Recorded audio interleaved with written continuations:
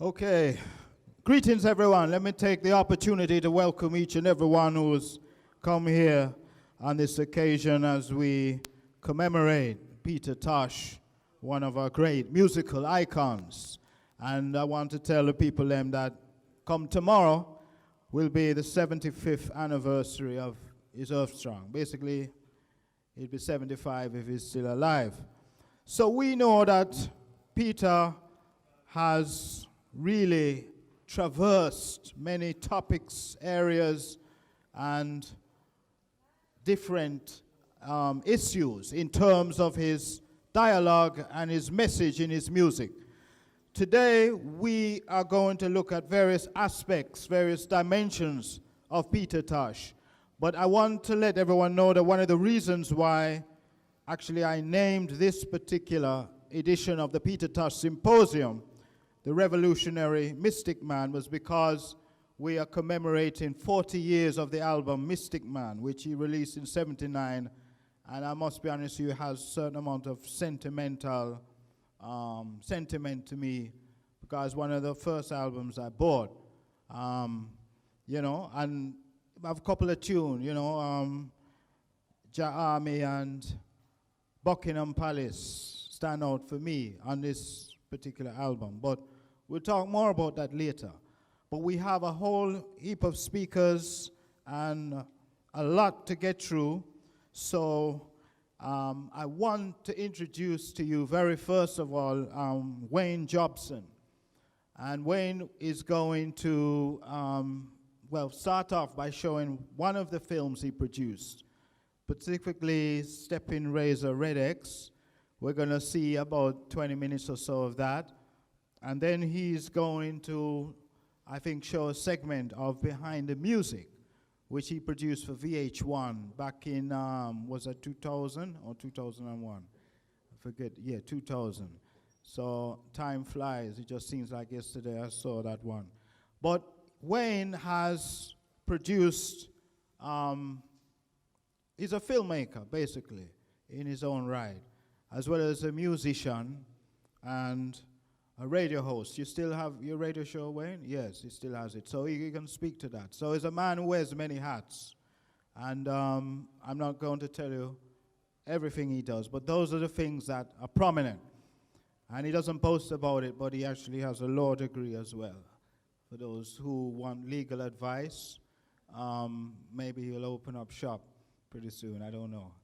Anyway, so we are going to look to see some of Stepping Razor X, at which point Wayne will make some comments, give some insight into why he decided to do the documentary and why the documentary has a certain slant, a certain approach to it, which is very distinctive in and of itself.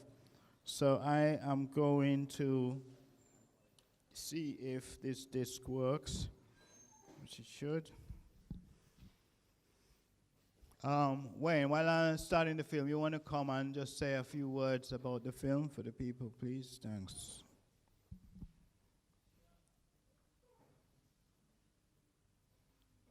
How many people have seen this documentary, Stepping Razor Red X, which came out in '93, I believe, yeah. Okay, well, all right, sounds nice for seeing it. Nobody else has seen it? All right, so, well, that's good then. So, because we were afraid that everybody had seen it and like, oh, we don't want to watch that again. But, all right, so that's going to be good, because there's no point preaching about the documentary and nobody's even caught any of it, you know? Yeah, it has a very unique style, I have to say that. But let's see if we can get it up and running. Huh? How you all doing? I'm native Wayne Jobson from Ocho Jamaica. And it was in around 2000 that earlier than that, it was 1991 when I decided to do the story on Peter Tosh. And what happened was that the whole world had kind of forgotten about Peter. You couldn't buy his records in any store, and everybody was just talking about Bob Marley. So I decided, let me do something to show the world the power of the mighty Bush Doctor. So I started collecting footage, and for 3 years we shot interviews with everybody. And kind of put it together, shot and edited until we finally had it all together. We started in 91, we finished in 94. We entered it into the Toronto Film Festival in 94. It got picked as one of the top 10 films of the Toronto Film Festival. And then we entered it in the Canadian Academy Awards, and it got picked for a nomination for the best documentary. So I know Peter would have been proud of that. But what you're going to see now is the real power of it was that when I went to Marlene Brown, who was Peter's common-law wife, and she gave me all of Peter's videos and records and songbooks and everything, and said, well, this is, you can make a thing about Peter. And then she had some audio tapes, and she said, you wouldn't be interested in these audio tapes because Peter was just talking on the tape. And so when I listened to the audio tapes, Peter had sat down the year before he died and taped his whole life onto a tape recorder, intending to use that to write a book. And he was going to call the book Red X, and it was going to be his life story. So when he passed and she gave me the tapes, I realized now that this was like finding the Dead Sea Scrolls or something like that. This was like some holy tapes. And I had to make a documentary out of it, because initially I was going to do a feature film. But then I said, no, I can't do a feature film, because now we have Peter narrating his whole life story. So basically, what you're going to see now is Peter Tosh narrating his life story from his Red X tapes, and I just created the images that he was talking about. So it's basically Peter Tosh's story as told by him. Thanks.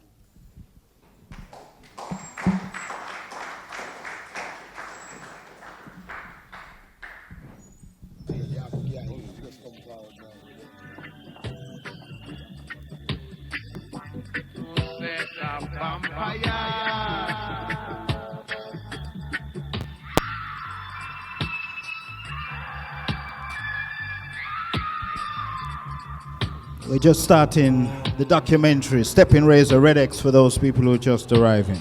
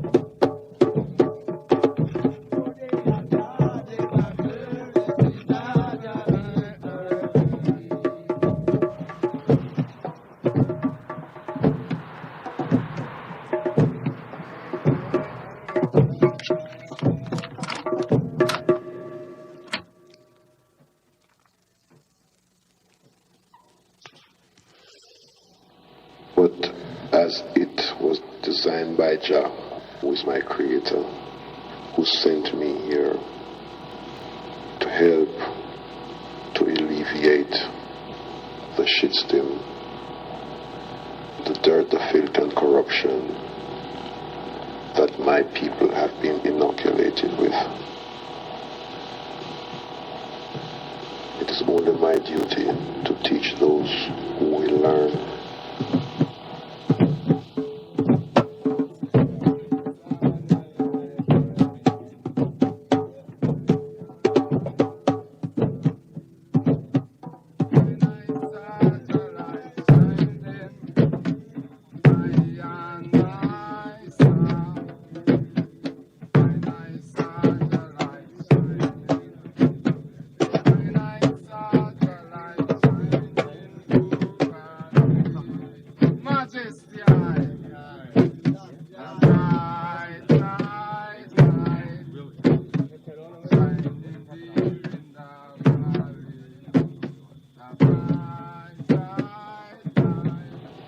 was the beginning of my days at war, World War I, with the devil.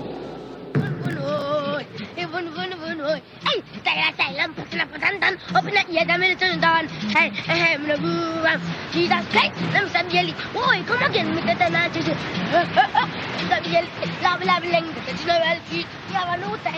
Everybody. It's only the truth that can make a man free.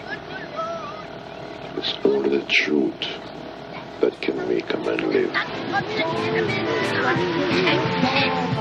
Sing this song. We are not going to give it up. I'm not going. I'm not going to give it up. I'm not going. I will be fighting. I gotta be fighting. I'm fighting. Africa, Africa, sorry.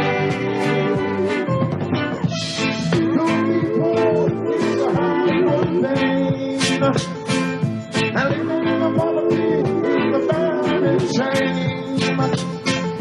So help yourself, cause now you're not lame. You are not lame.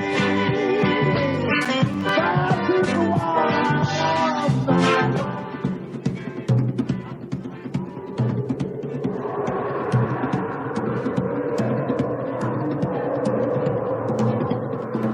The truth has been branded outlawed and illegal.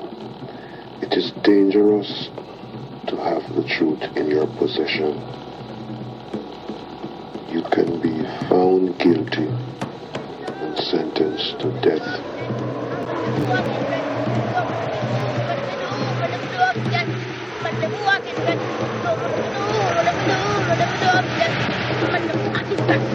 Everybody wants to go up to heaven, I say. Nobody wants to die. Everybody wants to go up to heaven, I say. But none of them want to die. I don't know why. But ain't gonna be no peace till man gets equal rights and justice. Yeah, gotta get equal rights and justice. Oh, we need equal rights and justice. So irrespective of what men want to invent or try to imitate, because they cannot create. You know, see, they're only trying to invent and researching and discovering destruction. But, you know, so it was, so shall it be. And these are the last days. Firing, shot, shot, shot. You know, I'm coming in hot, hot, hot, hot. Yeah. Firing, shot, no shot, no shot.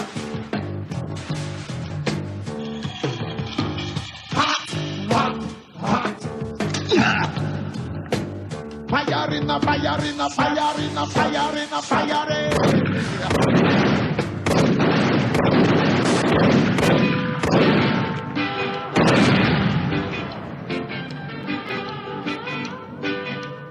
Reggae superstar Peter Tosh and another man known as Doctor were shot dead at the singer's Plymouth Avenue home at about 8:30 last night. 5 other persons, including popular JVC radio disc jockey Free Eye, were shot and wounded. According to the PIC, 3 gunmen traveling on motorcycles went to Tosh's residence and demanded money. Tosh and his guests were shot when they refused to comply with the demand. The gunmen escaped. The police have launched top-level investigations into the killing.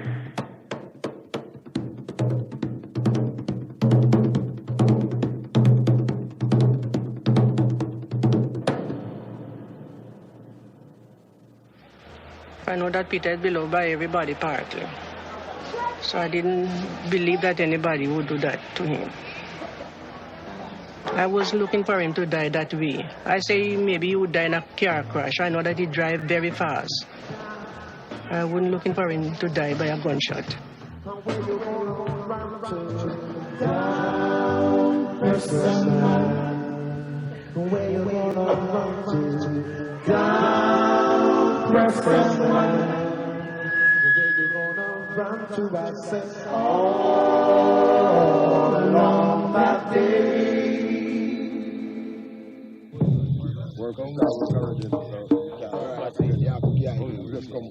Nothing was really ever, I think, firmly established except the motive of robbery.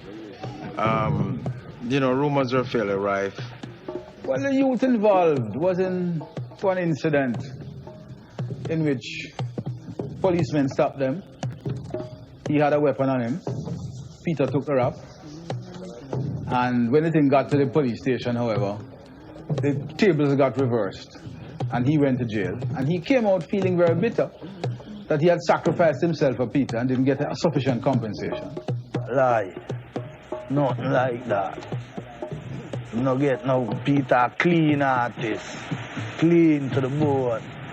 I don't know the conspiracy behind the Peter Tosh killing, but one of the man they've been in prison right now, him not talk. And we hear say the man who actually shoot Peter dead, in a New York, a man kill him. So I don't know how true it is, So really, the rumor that go out say Peter Tosh did really want to make a radio station in Jamaica for himself called the Rasta Reggae Radio. That's why they get rid of him. Yeah. He said to me one day, he came to me and said to me one day that somebody told him that the security forces are out to get him. You would be shot on the spot, and he said he knows that, but he's not afraid to speak his mind as long as he knows he's talking the truth. He'd rather die for the truth. I wasn't surprised when he died. I really wasn't surprised, because I knew that this was coming. There must be, and there has always been, the other side of the story. They say there are three sides to the story. Your side of the story, my side of the story, and the side of the truth. And most of the time, everybody is trying to pull the side of the truth to their side. And the truth is standing right there by itself. And everybody is trying to pull the side of the truth to their side.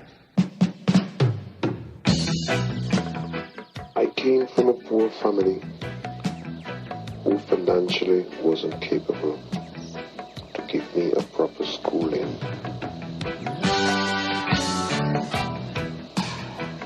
Or a proper education in no level. But at the same time, my ambition and determination, my hopes and aspiration, and my inner concept of creativity that was born in me showed me to help myself, and I did. Fast food and old hearts made of earth and wood. Well, if the country boy named Johnny be good, I said he never learned to read and write so well, but he could play his guitar like a ringing a bell. Well. So come on and go, Johnny be good tonight. Yeah, you better go, Johnny be good.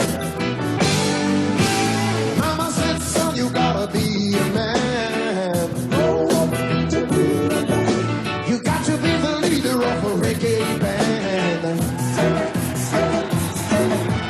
People coming in from miles around, only to hear you play until the sun goes down. I say, boy, someday your name will be in the light. Say, Johnny, be good tonight. In this society, I am classified as illegitimate. But that does not make me lose faith within myself. Because my mother was not married to my father. I never really know it was my son. Now I couldn't really know because I never linked with him. and I never know what he must be. You know, so I never know the position.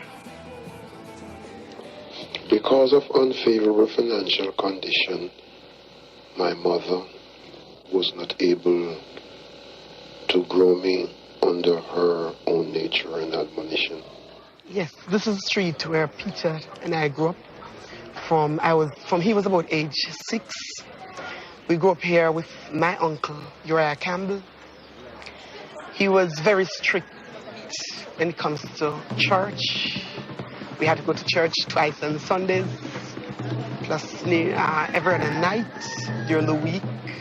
When I was about 7 years old, I cannot forget when the devil tried to blind me with barbed wire.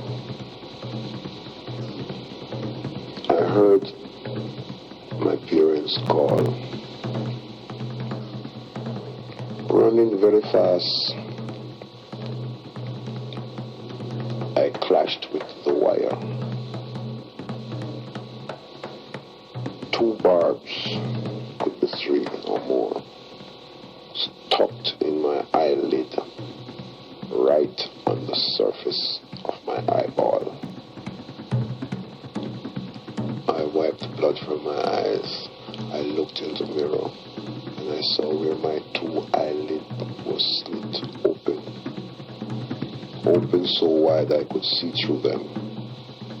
That was one of the first major pit of destruction that the devil dug before my feet. So I would not see the ills, the corruption, the filth, the shit, the destruction, the lies, the hypocrisy, and the order of the day.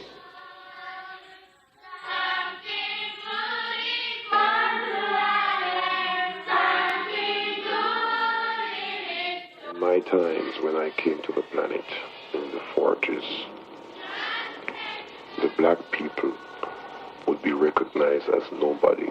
So I've never seen a black lawyer, a black judge, a black preacher.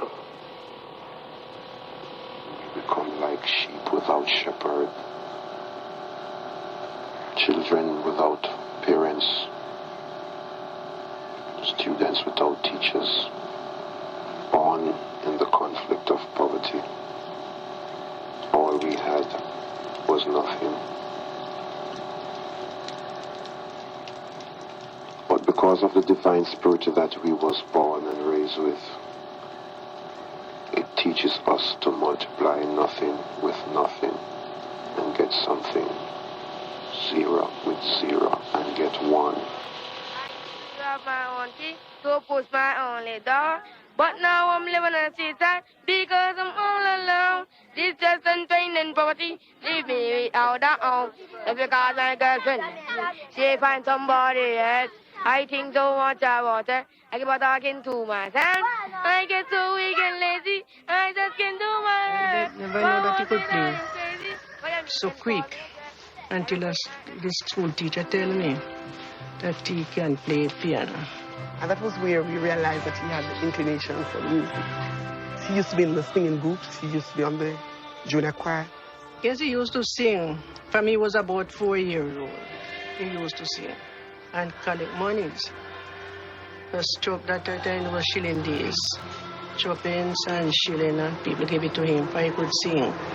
But he used to sing Christian songs. When they started to teach me of the devil and the Satan and the hell, they teach me of the Christians,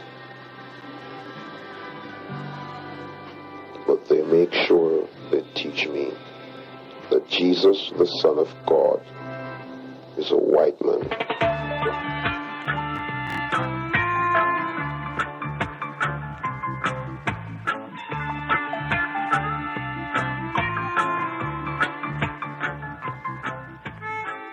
When I ask, why am I black, they say, I was born in sin and shaped in iniquity. One of the main songs they used to sing in church that makes me sick. Lord, wash me and I shall be whiter than snow.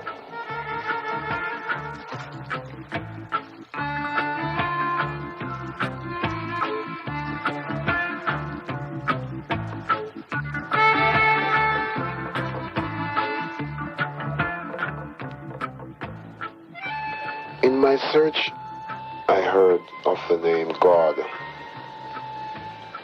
I go to church and they said, God made man of his own likeness and image. If I made a doll in my image, it is quite obvious that the doll must look like me. Yet still, I am faced with the ignorance, lost into fantasy, seeking to find the reality in what they taught me of this illusion of God.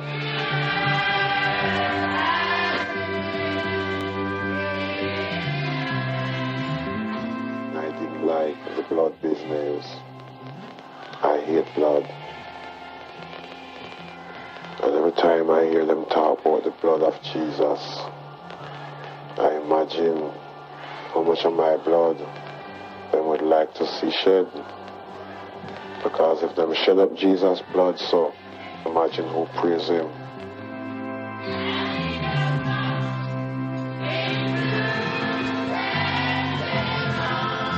All of these things really came down to what the black man could draw on. And what he came back to be able to draw on was a sense of himself through religion. A sense of expressing cultural assertion in an environment where black man's culture was just continually being suppressed. So he, in a sense, fell back on religion and religious symbolism as a mode of survival. The church thing he manipulated and assimilated because Christianity really didn't mean much to him.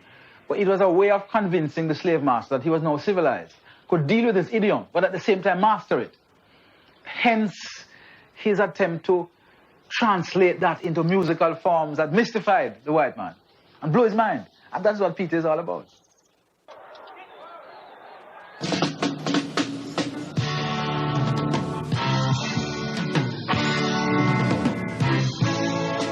My words is the truth, and the truth causes offense.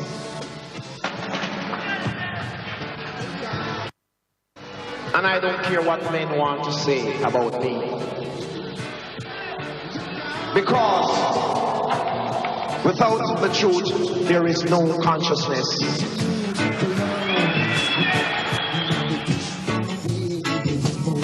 Teach the youth to learn in school that the cow jump over. So you can't blame the youth, and you can't fool the youth. You can't blame the youth up to me. You teach the youth about Christopher Columbus, and you said he was a very great man. You teach the youth about Marco Polo, and you said he was a very great man. You teach about the use of pirates market, and you said he was a very great man. Teach the youth about the pirate market, and you said he was a very great man. So you can't blame the youth up today. You can't blame the youth, not at all. All these great men were doing, robbing, raping, kidnapping, and killing. So-called great men were doing, robbing, raping, kidnapping, and killing. So you can't blame it. You can't fool it. You can't blame the youth of today. I was singing at the age of 2.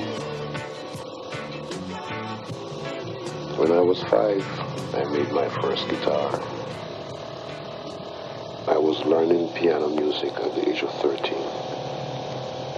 And if I only had the opportunity of having my own professional instrument, I would play the songs that angels sing. I came into the city of Kilsom, which is called Kingston. Them say to start from Margata, turn around and bite you. Got a tool. Them say, if you play with puppy, puppy will lick your mouth. It's the first time of me being on my own, living under my parents' jurisdiction. It was a new era in my life. A whole new page turned over. Because this was totally different from what I grew up with in the country.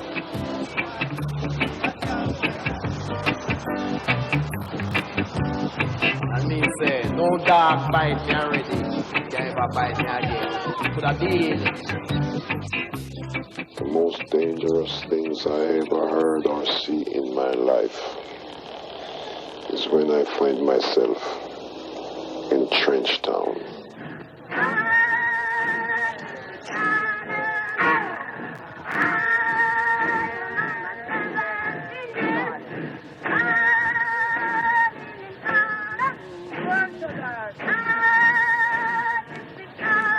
I see many people, many youths in general, become victims of the shit steam. I see them die, I hear them cry. Oh, the pain, the agony they bear. Many I see die because of impatience. I see many get frustrated, hallucinated, kinky, crack, nuts, crazy, walking out of themselves, lost into fantasy, seeking to find the reality. And I see myself in the same similar situation. I grew up with Peter being in our house. Peter used to bathe me and he used to comb my hair, you know, because he was the oldest one of the family at the time, because he's older than my brothers. And he says to me that I shouldn't worry and that he's here and he'll protect me and no one will be able to hurt me. Tosh was a man who believed in a spirit, believed in an evil spirit too. Any man must hear about evil spirit. Well, he was a man who believed in them things there. You couldn't tell him to them things they're not there. So, I'm at the show like one night him lie down, you know, and him feel like somebody hold him down and he want to get up and him can't get up. I was attacked by evil forces, see? Spiritual evil forces that caused my mouth to cease from function, caused my hands and legs to cease from moving. It's only my mind that was in function and my two eyes. And I was on the brink of what you call death. It started with him when he came to live with us. Peter was in his teens. I was wondering if I was paralyzed. At that moment, it caused me to make some inner communication, because that was the last resort. So I made some inner communication, and that inner communication caused me to get more confidence that there is a creator that dwells within man. See? So I began to ask him this question: what must I do? I said, what must I do? Just lie down and just dead some and get up tomorrow, and tomorrow man I'm dead? The spirit say, just say, move your bum, bucklad. I said, what? He said, don't hesitate, you're on the countdown. In the countdown, it's like I heard 3, 2, and when one goes, I say, move your. And when I say, bum, bucklad, it just fly out like, bum, bucklad. Immediately, every spell was released. In Jamaica, using the word bumbleclot, it's like using the F word here in America. Blood clot. That's why these guys said this thing is indecent language, so that they can release their vampires on you. And if you don't have that spiritual communication and counteraction, you go to heaven with your big toes tied.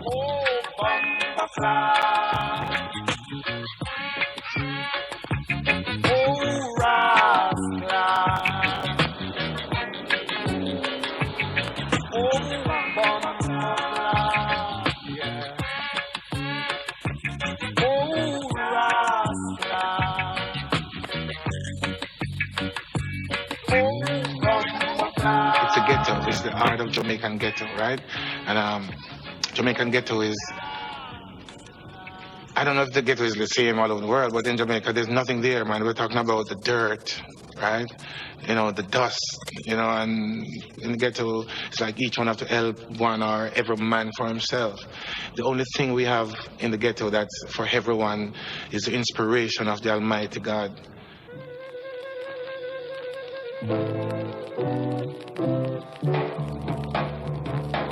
Sauce for the goose and goose propaganda. Treat me like a friend, then where shall I wander? Treat me good, my friends, you've got to treat me good, my friends. Why won't you treat me good, my friends? Like you know you should treat me good, my friends. Things don't like, don't do it to your neighbor. Those same things may react upon you later. Treat me good, my friends. You've got to treat me good, my friends. Like I know you should treat me good, my friends. Why won't you treat me good, my friends? Honor your mother and your father, that your days may belong upon this land. So now Peter them leave and come right with me and come stay with me. And so them I deal with the music and things. So I used to help them, and you know them don't give the people one kind of song. It's compatible, them time to compat your heart. Them gonna sing this one yeah, and then find the one yeah, go to the market, them sing the one yeah. Cause it's a whole heap of people we have, you know, and we have to take one music can comfort them all.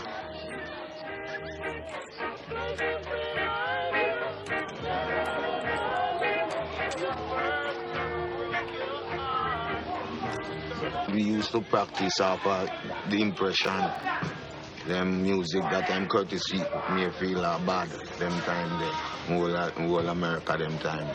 And all them record we used to practice off.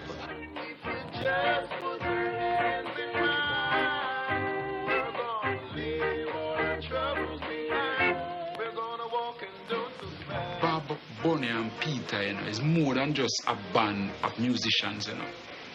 You understand? Them live and trod like brothers, you know, blood brothers. Because you have to overstand, say, Peter Tosh's son, say Andrew Tosh. Andrew must also call Bonnie uncle. Because Andrew's mother is Bonnie's sister. And Bob's sister, Pearl, is Bonnie's sister also. So them tie up family-wise, you know what I mean? Them wasn't just youths who just sit down and play music. Them live music. When they first went to Fox, right, you observed that they had some professional effort, but they were professional. So he told them to stay with me and he will tell them when they are ready. But the veilers was that, in my opinion, I needed to convey in them the ability for each person to be able to account for himself in a wailing farm.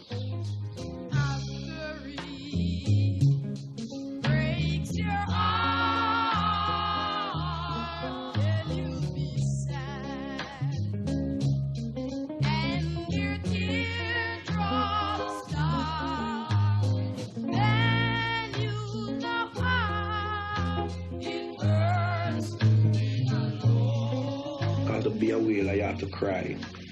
See? Because that's what it means to go through troubles, temptation, see? Humiliations and aggravation, police brutality. How much of them ever go through that? How much of them ever been to jail? How much of them ever been humiliated? How much of them ever been executed? He was the man with the guitar. He was the one who would insist on the harmonic pattern, right? The melody, Bob, Bonnie, other persons could come with melody and lyric. But the person who would strum out those initial chords was Peter.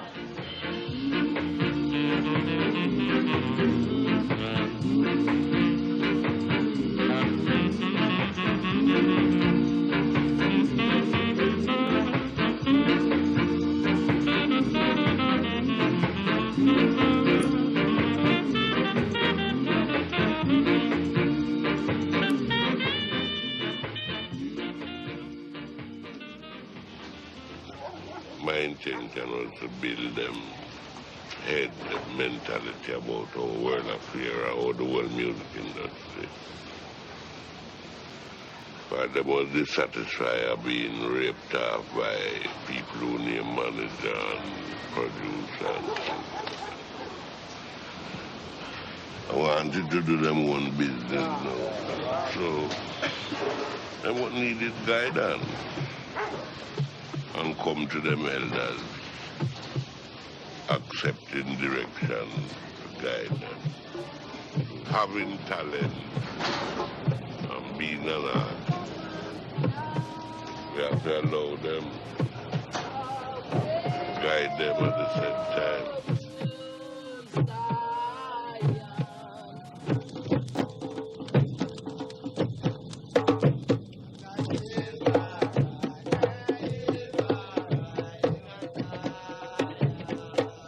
Word, sound, and power. Word, sound, and power is a symbol of man. See? That's what we use amongst Babylon. It doesn't use a stick, nor a stone, nor a gun. I don't tell you that our policy is non-violent, non-political. The government was totally against the Rastaman's presence. The society had teach the people to hate, to ignore the Rastaman. We had to watch the police, watch for the police coming in and destroy us. They catch us on the street, they cut our locks. Talking about fear. Fear was only one of the way of trying to eliminate the lion from the society. But that was one of the weapons that they tried to make him destroy himself with. There was many other ways and plots. Babylon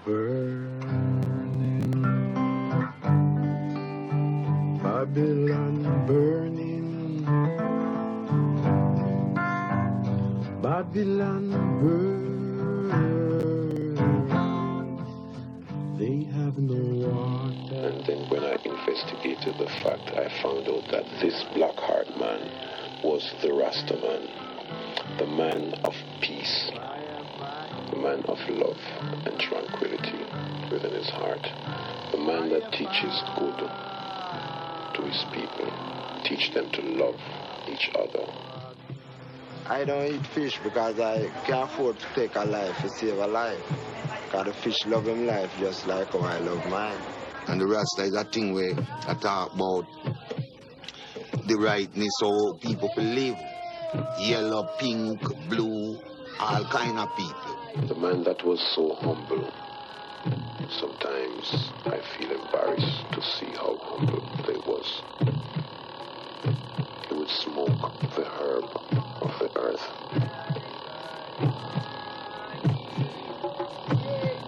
And he would smoke until his eyes become as red as a flaming fire. See? But even though his eyes would be so red, from his mouth cometh the words of wisdom that would be so uplifting.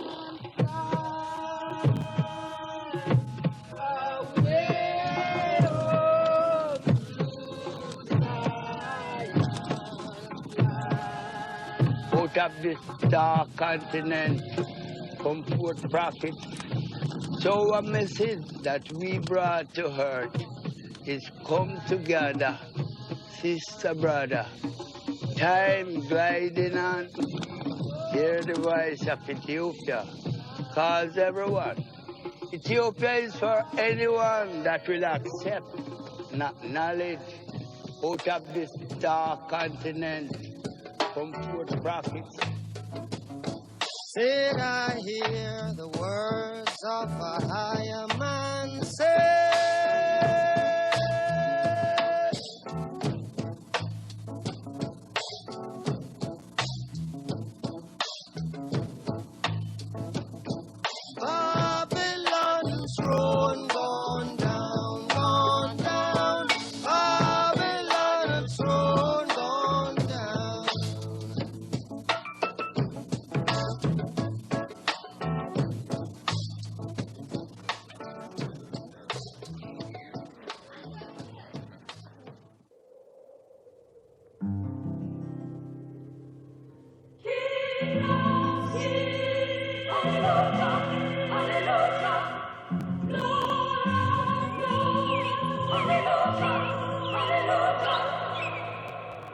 raised in the society of poverty, where I saw the innocent being humiliated daily, die for being poor.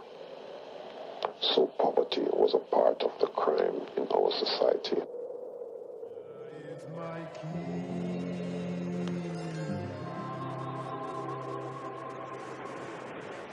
Jah is my light and my salvation.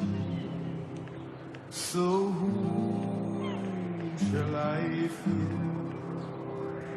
He's my guide throughout this creation.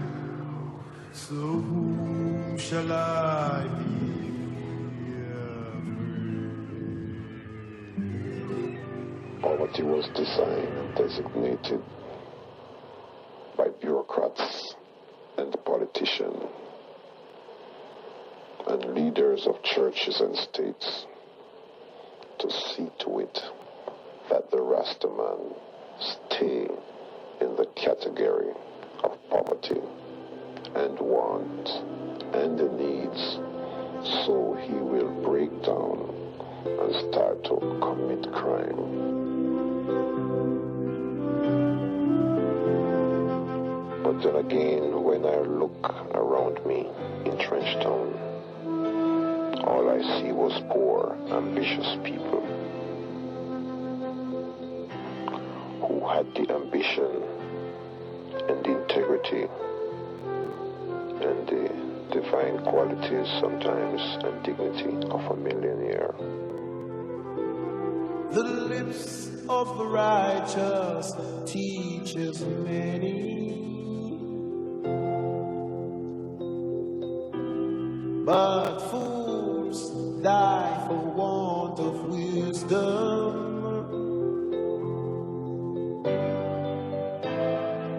The rich man's wealth is in the city.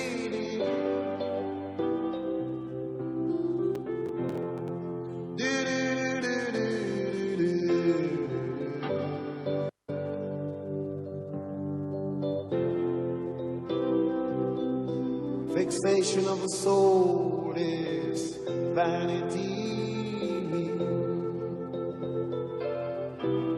Destruction of the whole is their poverty. The poor man's wealth is in a holy, holy place.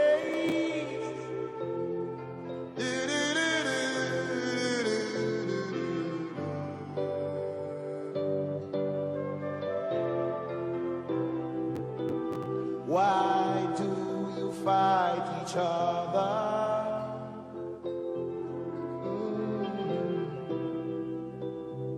Why do you kill your brother?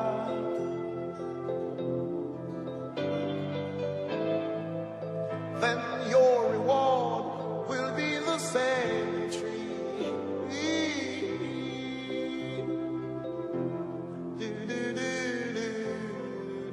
Yeah, because you see the music come from pain, suffering, and yet high, loyal, dignified, majestic vibes, you know, that when you play it, you forget everything.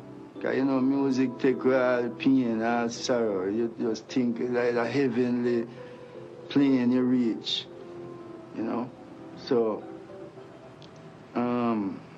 Rasta go hand in hand with that because it's from the heartbeat, you know. That's where it come from. We're sick and tired of your pushing game. Gotta go to heaven in Jesus' name. We know and we understand. Mighty God is the living man. You fool some people sometimes. What did you say? But you can't fool all of people. So now you see the light. We gonna stand up for your right. So you better get up, stand up. Stand up for your right. Get up, stand up in the morning, and don't give up the fight. I say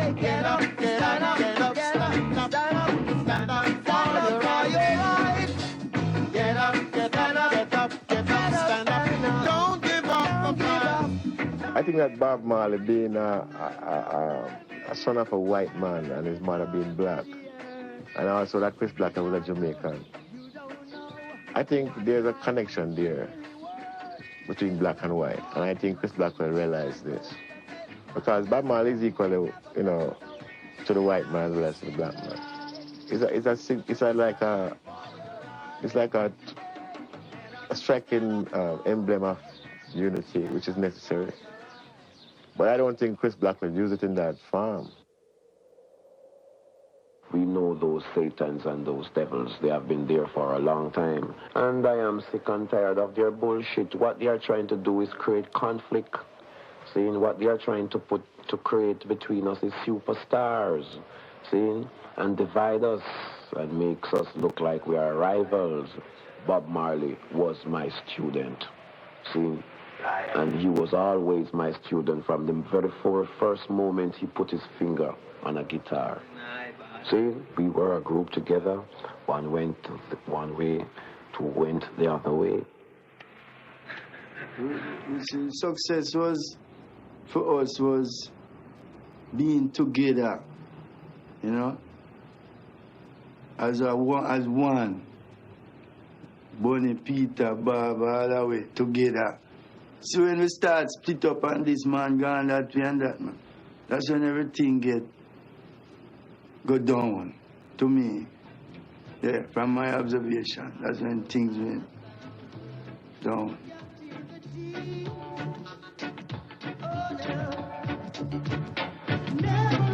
Never know what happiness is. Never know what sweetness is. I'll be always laughing like a clown. Oh, someone help me, 'cause I've got to build myself from on the ground. In this concrete jungle, I say, what do you got for me now? You concrete jungle, why won't you let me be down? You concrete jungle, you name it, we've got it in concrete jungle now. When I left the group, there are people who say that I am in conflict with Bob or some kind of madness, which is not a matter of being in conflict with Bob. It's just in conflict with the situation that I live in for all my life, approximately. See? And it definites my character, belittles my authority, underestimates my ability. And me could stomach that for another 12 years. Bombaras. So can you imagine where I was at? I was to have faith, both in myself and the Almighty, and ask Him to cool the tempest so that I may be able to ride safely and accomplish my mission.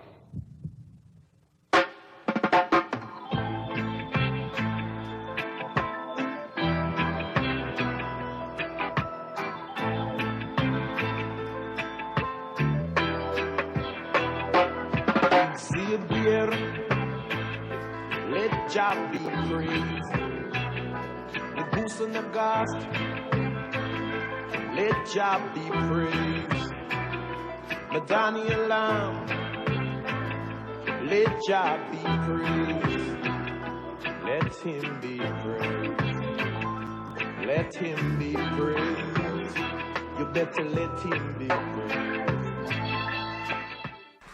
So that is an excerpt of the Stepping Razor Red X. Wayne will just speak to that.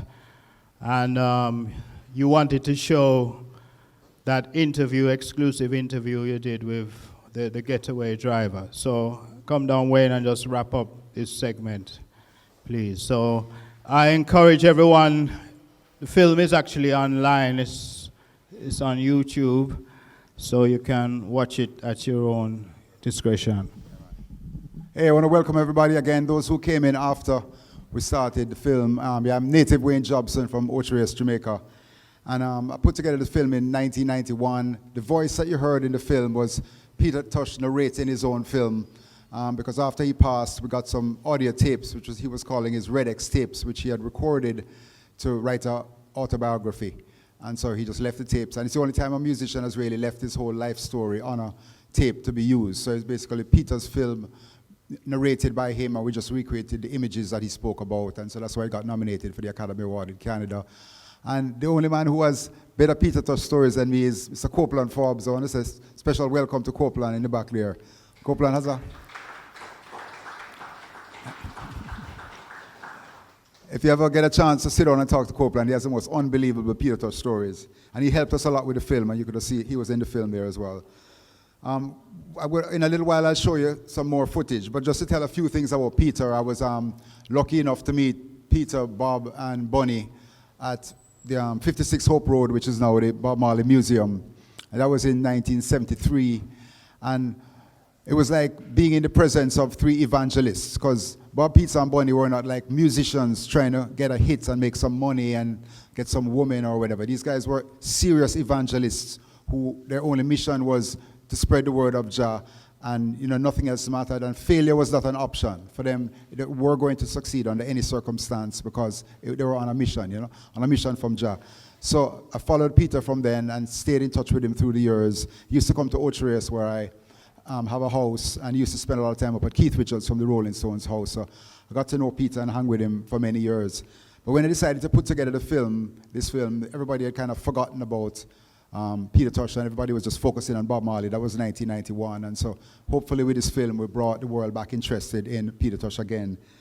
Just some cool stories on Peter. I mean, he was basically a poet of the poor, poet of the people, and just this genius mind. And I've been lucky enough to meet every reggae artist over the past 40 years, and the most well-read reggae artist of all was Peter Tosh. I mean, he had read every single book. He was way more brilliant than anybody in his brain. He was the first one to write a song about apartheid. When he wrote the song called Apartheid, Sly and Robbie, who were in his band, said to him, "We've never heard that word before. Did you make up that word?" So that's how far ahead of his time, Peter Tosh. They thought that, Sly and Robbie thought he had made up the word. And by that time, the world was just discovering about Mandela and apartheid and all that sort of stuff. So that just shows the genius of Peter. And he was the first one to write a song about legalizing marijuana, which was legalize it. And at that time, he was around the same time of the Beatles and the Rolling Stones and Bob Dylan. And everybody was, at that time, Bob Dylan and the Beatles, everybody was smoking herb, but nobody would actually talk about it. And he was the first one to come out and not only talk about it, but to legalize it and have an album cover. And on the cover was him in a herb field. Nobody in America had ever seen a ganja field at that time. So it was totally revolutionary. And when he told Columbia Records, the biggest record company in the world, that the cover was going to be him in a marijuana field, they were like, absolutely no way. But Peter forced them and made them. In the end, they forced them, and the album cover, as you've all seen, the legalized album cover has the weed on him in the weed field at the beginning on the cover. But just some more brilliant stories about Peter was Clive Chin, who has VP Records, Randy Chin's brother. And Clive was telling me that he was on a flight to New York with Peter on the plane. And he's sitting down on the plane, and Peter takes out a spliff and lights up the spliff on the plane. This was during the days when you could actually smoke cigarettes on the plane, but obviously not. You couldn't smoke weed. So as soon as Peter started smoking, the stewardess came and told him to put it out. And Peter was like, no. So Peter just kept smoking the weed. When they arrived in New York, they said, some guests are coming on the plane. So onto the plane walks 3 policemen.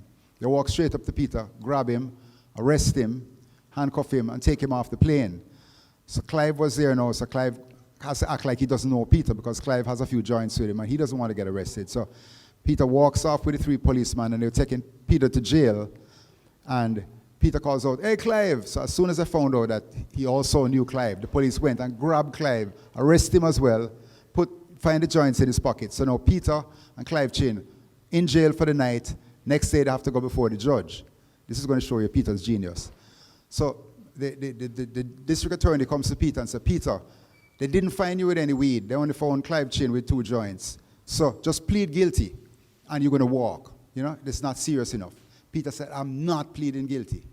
So the district attorney begged him, Peter, please just plead guilty and you're going to walk home. Peter said, I'm not pleading guilty. So when the judge called up Peter now and said, Peter Tosh, guilty or not guilty?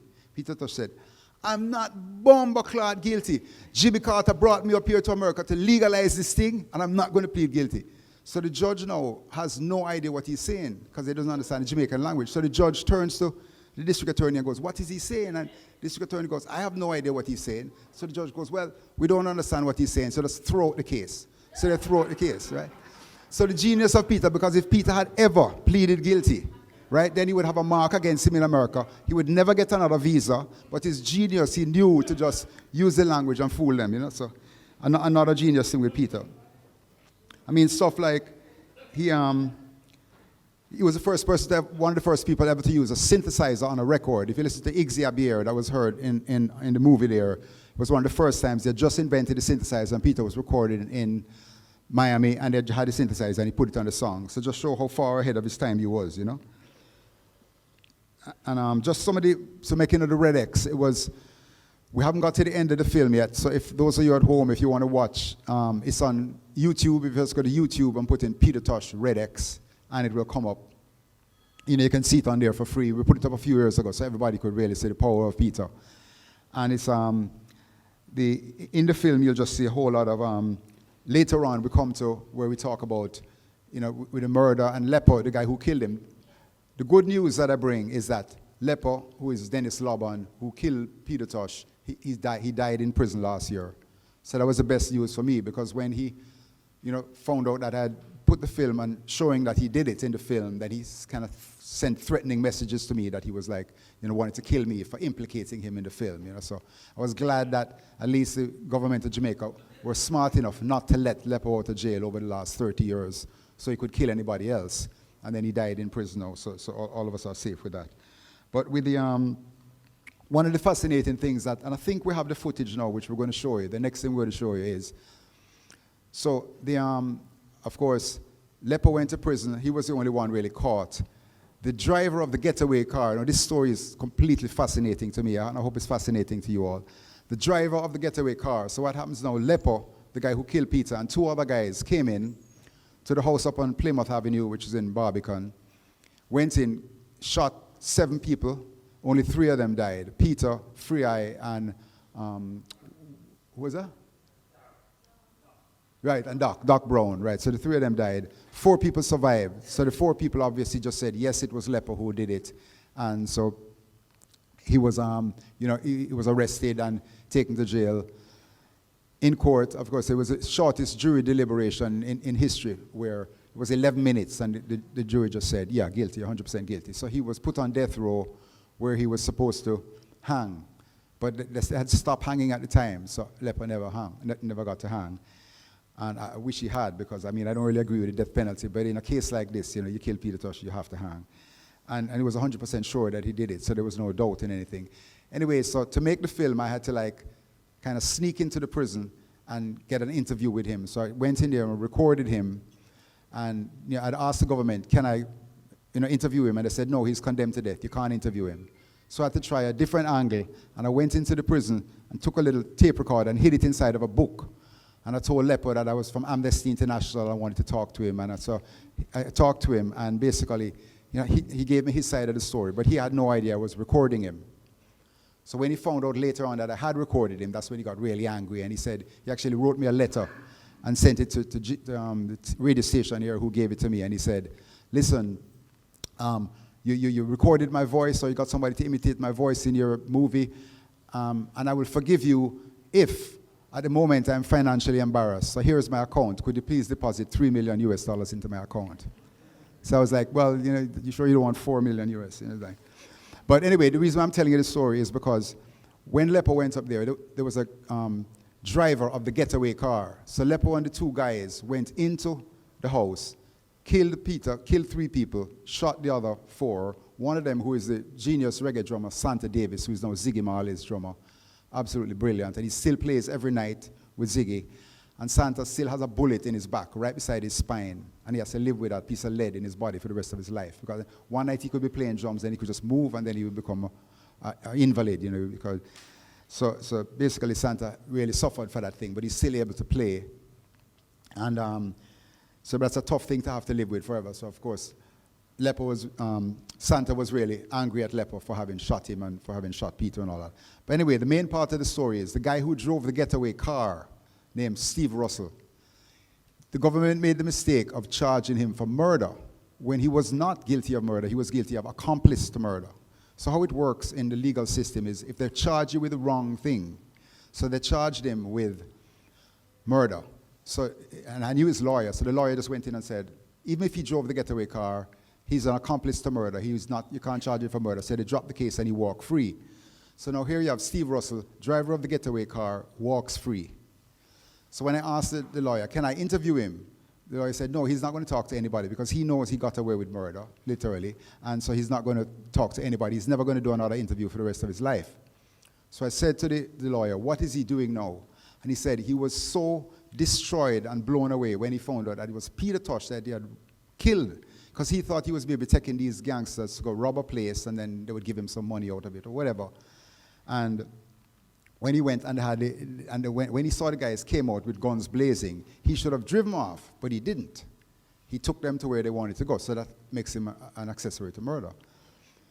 When he found out it was Peter Tosh, and he was so destroyed because he was a Peter Tosh fan, and now he finds out that he was kind of like an accomplice to the killing of Peter Tosh, he became a preacher, and he now has a church out by close to Dovecot Cemetery out in Spanish Town there. And so now here you have this preacher, and so I said, well, I'm gonna film him. So the guy said, there's no way he's gonna talk to you. So I found out Sunday morning his church service was gonna be at 8 a.m. in the morning. So I took my camera crew out there, and we waited to ambush him from 7 o'clock in the morning. So 8 o'clock in the morning, the preacher walks up, all the congregation is there, and I said to him, hey, we're making a documentary about the church. Will you talk to us? And he was so proud. Oh, yes, let me talk about the church. And so I asked him like 2 questions about the church, and then I said, do you know anything about Peter Tosh? And then he was blown away that anybody had, now he was busted because now we knew it was him who was the getaway car. So he couldn't stop filming, so we kept filming. And he said, listen, it was an unfortunate situation. I was in the car, they had a gun to my head. 99% that was not true. He was in the car waiting for them to come back. And so he then said, okay, so we finished interviewing him. He went into the church, and as part of his church service, every Sunday he makes the congregation sing Peter Tosh songs. So how crazy is that? The guy who drove the getaway car, was responsible for Peter Tosh being killed, has his congregation singing Peter Tosh songs. So I thought it was really amazing. So I think we have the footage here, the interview that I did with him that day. If I could get through to him, because I think that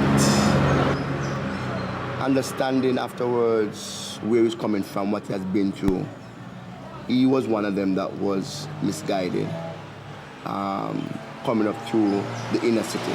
And I would try, just like I'm trying with these youths in the ghetto, to reach out to him and see if I can help him to even find a resting place for himself. Because I wasn't in the room.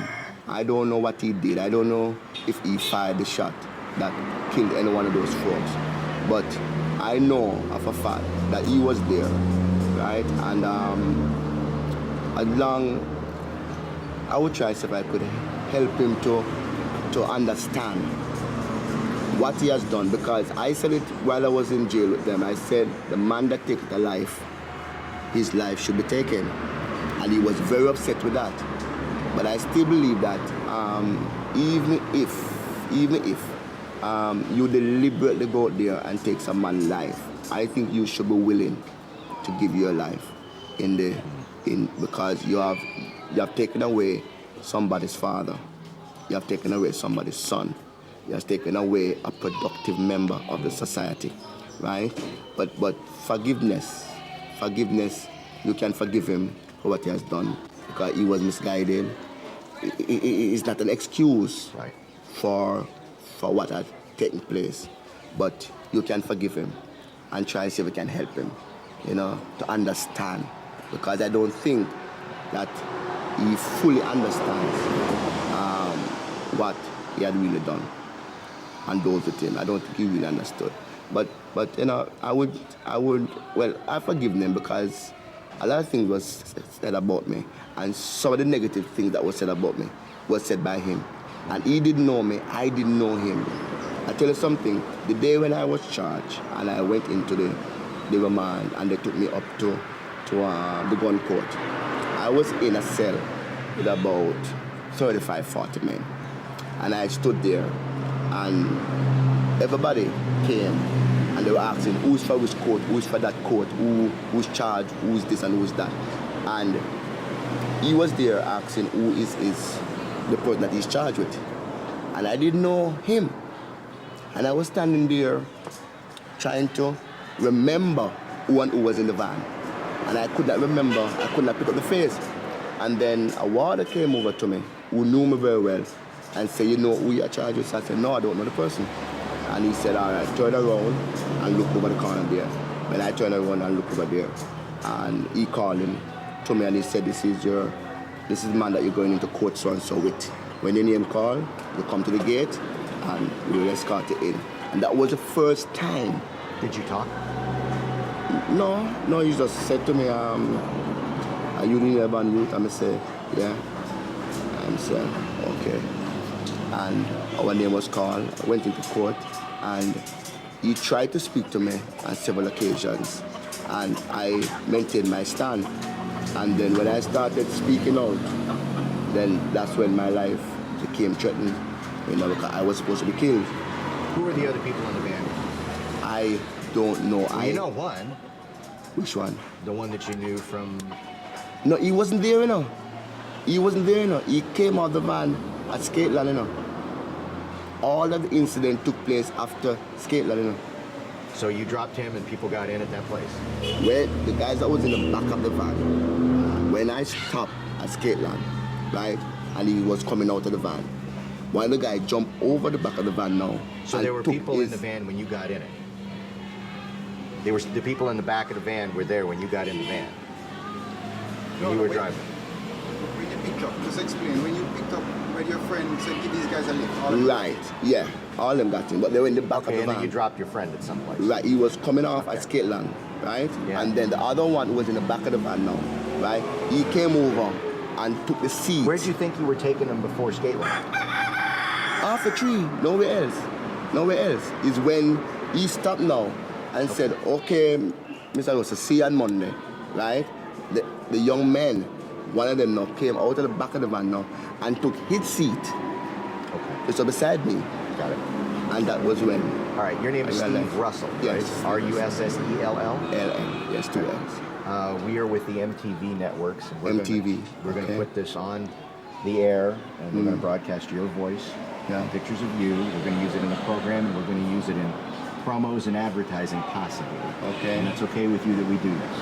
Well, is there any monetary gain? No money. No money. Besides, you know what? You getting paid would hurt what you're saying. Okay. No, we're going to contribute something to the church.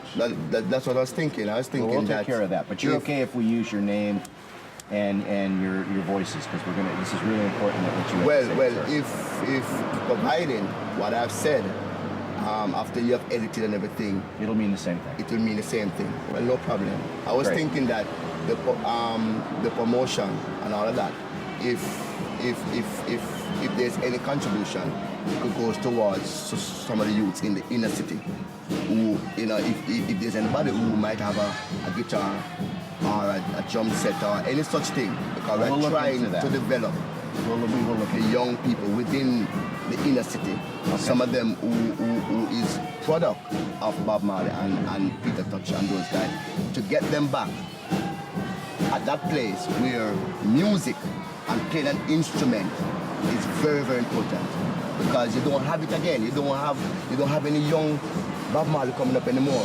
You don't have any Peter Tosh coming up anymore. You don't have any Bunny Wailer. Okay. Understand me? So we need to get back that thing back into the communities. We're in that. There is some hope. There must be somebody. And we will talk about that as soon as we start rolling it, because I want to talk to you about it. And you're also okay, we shot here at the church. We're here at your church, right? Yeah, man, no problem. Good enough. One thing, I learned a lot from what you said. Yeah. He said that there was 3 people. The way they portrayed it in the press and everything. Was that 3 people went. Yeah. 3 people went into the house. You stayed in the van by yourself. No. And waited for 15, 20 minutes when they finished the shooting, you came back, and everybody in the world wonders, why didn't you drive out when you heard the shooting? No, There was somebody in the van. no. Anybody who was there, they can verify that that was not true. Okay. Anybody who was there, right, who came afterwards, they can verify, right? Because I was not alone. There, when Free Eye drove up, asked his wife, she's alive, asked her if there were not somebody that met her at the gate. You understand me? The young man that had me on the gunpoint, right? He saw when they came to the gate, right? And he jumped out of the van same time and went to her. I don't know what happened afterwards. The next thing I know, there was a lot of noise going on and he ordered me. He came back to the van because I thought he just went to open the gate for somebody. In that instant, I never even know it was 15 minutes. You had to tell me it was 15 minutes because everything happened so fast. You understand me? And I did not sit there alone in my van. If I was sitting there alone in my van, I would not be there to hear the shots. You understand me? I would have driven off. I was not alone. I don't know how that account came about, but I know I was not sitting there alone in my van looking at nothing at all. Okay. And just to be clear with you, this is for the MTV networks. It could be used on any of their networks. If they have VH1, we have Nickelodeon, whatever. It'll be MTV or VH1. Okay. Okay, great. Thank you. Okay. How about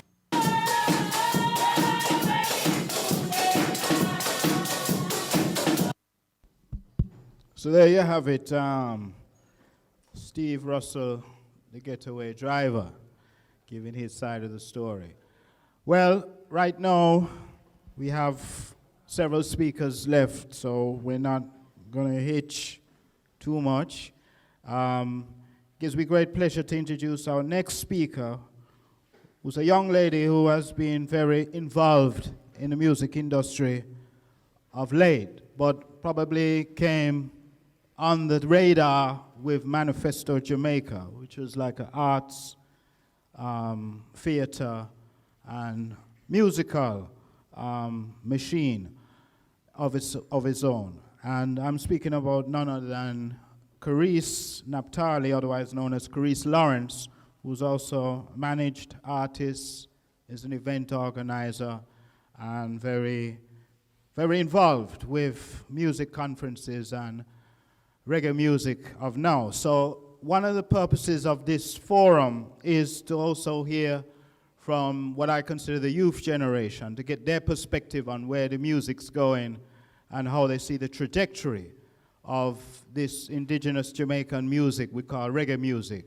And in terms of getting that perspective, that's one of the reasons I asked Carice to come and give a presentation. So without further ado, Carice, would you like to come down to the front and give your perspective on the new generation of reggae artists and Peter Tosh, what's Peter Tosh's place in all of this, and so forth. Is there continuity? Do we have seamless succession? Please tell us. Greetings, everyone. How is everybody? All right, bless up. All right, first of all, I would like to say greetings in the name of the Most High, whoever everybody deemed the Most High to be. Give thanks for the gathering. Give thanks for everybody who choose to come here, and we're honoring the ancestors and the good entities we are tried with everybody who is here. Give thanks, Doc.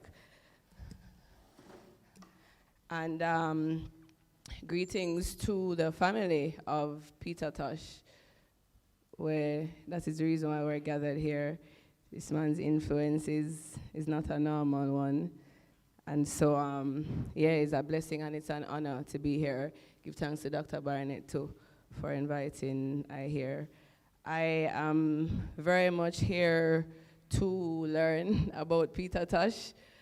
I am not in any place to speak anything really and truly of this man outside of what I have learned through my trod. And yeah, so I'm just grateful to be here. And they have to listen, but I will share a few things since I've been invited to do that. I have been invited to speak about his influence on my personal and professional life, and his influence on my peers who in the reggae revival. So the first thing is that I could never speak about what any of those artists' personal experience with this legend is. I have interacted closely with a lot of them, and so I can speak about things what would I learn of him, what we see made manifest through the ones. So Kabaka is here. He will speak of his experience as somebody who is in what they deem the reggae revival. He's an analog girl, so I don't really love enough of them thing there. So first of all, Roger Stephens, who is,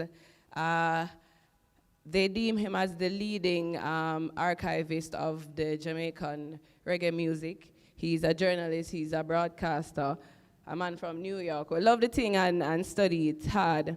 He has deemed Peter Tosh as one of the most important figures in the history of reggae. So we know, say, on many levels, this man is praised for his work, even though he died at the age of 42. My personal experience with, what? All right, give thanks, whatever. Me no study Babylon time, so is the next thing. So, yeah, give thanks.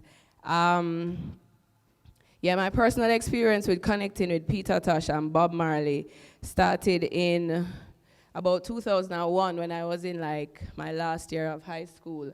I just woke up one day and looked in the mirror. I had relaxed hair, and I'm like, yeah, this one of me. And someone just say, yo, this, I went to Campion College, one of the very uptown school. I'm Kabaka, they got Campion, to big up Abby and Doine as well, my schoolmates who are here, and Dulo. Yeah, so we, I guess, would have been someone who them deem as a bad sheep them time, but we turn out for the good people. So yeah, I just woke up and knew that this wasn't me. No, so I have to go shift up my hair, braid my hair within this time space now. Throughout high school, I went through many different genres of music. One time, I did love pop, I did love alternative, dancehall, everything. And within that time space, I know I start connect to reggae. So I start listening Bob, I start listening Peter Tosh. And from very early, me always like the underdog. So Peter Tosh, me say me rate more them time there because the two of them very similar in terms of them revolutionary spirit, and I understand life, especially going to a high school where my complexion was the minority. So we know, say it's easier for the brown one go through the gate, so the black one, wherever I cheer for from them time there. And yeah, you know, their music would have influenced me and been my way of really learning history, because the history that they teach you in high school is a joke thing, and it's the time of enslavement them focus on mostly, and I never did like that. So you start finding out about yourself now through the music from these ones. And of course, Get Up, Stand Up would have been like one of the very, very powerful one them. And from that time too, I was always in debating club and always I try to stand up for people's rights. So I think that is why that one connected with me so much. But then little did I know that soon enough in a life, me would really have to apply this when when it was time to go to college. Me I say, yo, I go work and go school, I go work in at the bank. May have locks them time here, because after a while, like I went natural hair, then I went locks. But that time I never claimed Rastafari, I just claimed my African consciousness. And one day this young lady came to work, and she was contracted for a job. She had sister locks, because them time it was like starting to trend. And one day somebody went to her and said, you know, she can't be at the bank with her locks. So this girl is my friend now, because she's one of the nicest people in my place. Somebody just have to go and talk to the manager and say, what is going on? Further, I have locks, so if you have a problem with her, you have a problem with me too. So then the pink elephant come out in the room now, because nobody don't want to deal with me, because them already don't like me from day one, because if they gave me any systems that I thought were not efficient, I would do something else. And they don't like when you challenge them. They like when you're a little, robot to just do what them say. So he's like, okay, I'm going to have to talk to HR and get back to you. So I said, please do that quickly. So them do it now, and them come back, and they, them go around and them say, well, according to the bank's policy, we can't have anybody here with any hair that is so extreme, you know? No Nubian knot, no rare. Some say Nubian knot is what, China bump? Some like, but that is a Jamaican hairstyle, why not? Next of all, I've seen the marketing campaigns that you guys do here at the bank, and people are there with locks because you want to look like you are speaking for the wide variety of people. So I said, this is hypocritical. So I said, anyway, I'm going to see my lawyer, because them time here, get up, stand up, yeah, very militant with how I tried and I earn nothing though pass. Like even if I go to the supermarket or you try to thief 1 cent from me, it's a problem. So I was like, yeah, we're going to have to speak to a lawyer, consult a lawyer. This time Mrs. Horton was hype and we never really know about any of her dark sides yet. So she was also, you know, very outspoken and everything. So she McGuffer and she ready because she's like, yes, this is madness. How them fair do this? And, you know, but I did not expect this because this was like 2003, 2002. Me, the literature, I didn't know, so one time black people couldn't work at the bank, and I didn't know that. But me, I think that this is backward, and my school was very diverse, so I think the good thing about it was that I also knew myself from day one, so I never felt less than anybody who was there. The most that would have happened at that, you know, so when it come down to money things, some people have some money where you don't really have, so you just know, say, all right, I'm not going to be a part of the party maybe, but maybe I can also be a part of it. So, yeah, the short version is that, you know, they came to me and they were even willing to pay for me to change my hair. They did research. You didn't have to cut off your locks anymore, you know. I had to endure all of these meetings with people and be like, really? This is Jamaica? And this time I do research and know, so there's a man in Barbados wearing locks. There's a man in Canada wearing locks. Of course, a man in Jamaica could never be wearing dreadlocks and hired at the bank, though. So the short version is that even though I knew it was a challenge, I decided I'm going all the way to court with them because they started to frustrate me. Like, I can't get time off for if I'm sick. I can't get to go to my friend's brother's funeral, even though he was brutally murdered. And then me, they just know, so me have to just dot every I, cross every T. So, yeah, we went to court. And I think eventually they were surprised that I took it that far. So one day, it reached a point where they just suspended me indefinitely. And this was when I knew that I had something in court. And at this time, Mrs. Horton was even like, you know, you can't say that you're a Rastafari, because that is maybe the only way where you're going to win. And me, I said, boy, I don't say Rastafari, but I don't see that as the only way that I'm going to win. Like, me is a Jamaican, me is black. This time my hair was like very neat. So, you know, when you go in hairdresser every 3 weeks and you're what them call hot ass. So me, I say, if you have a problem with this, you must be sick in your head. So yeah, eventually they realized that we were serious. And I think after about 60 days of being suspended, they just called me back one day and say, you know, you can come to work tomorrow. And I'm like, it don't work like that. You have to go pay me for my frustration. You have to go all of them things there. Next of all, I don't see anywhere in this letter where you're saying that you were discriminatory and that you're apologizing. So how do I know that you're not just going hire me and then just fire me right after? So I knew that they wanted to do that. That was their only way out. And at that time, I was working at the New Kingston branch. This letter is sending me to the Halfway Tree branch, which you're in banking, so you know the culture of each branch. This one was like the Bearer branch mostly, so it looked like me never good enough for the uptown people them. And I think also my going back would have shown that they lost, because when they suspended me, they told the staff to tell people that, you know, I'm on vacation. But everybody there, my brethren and sister, because the whole away our friends, so as them come, my brethren would have say, you know, so them fire Carries because she have her locks, and the people them must say, what? Many customers started to call me, people closed them account, my friend them closed them account.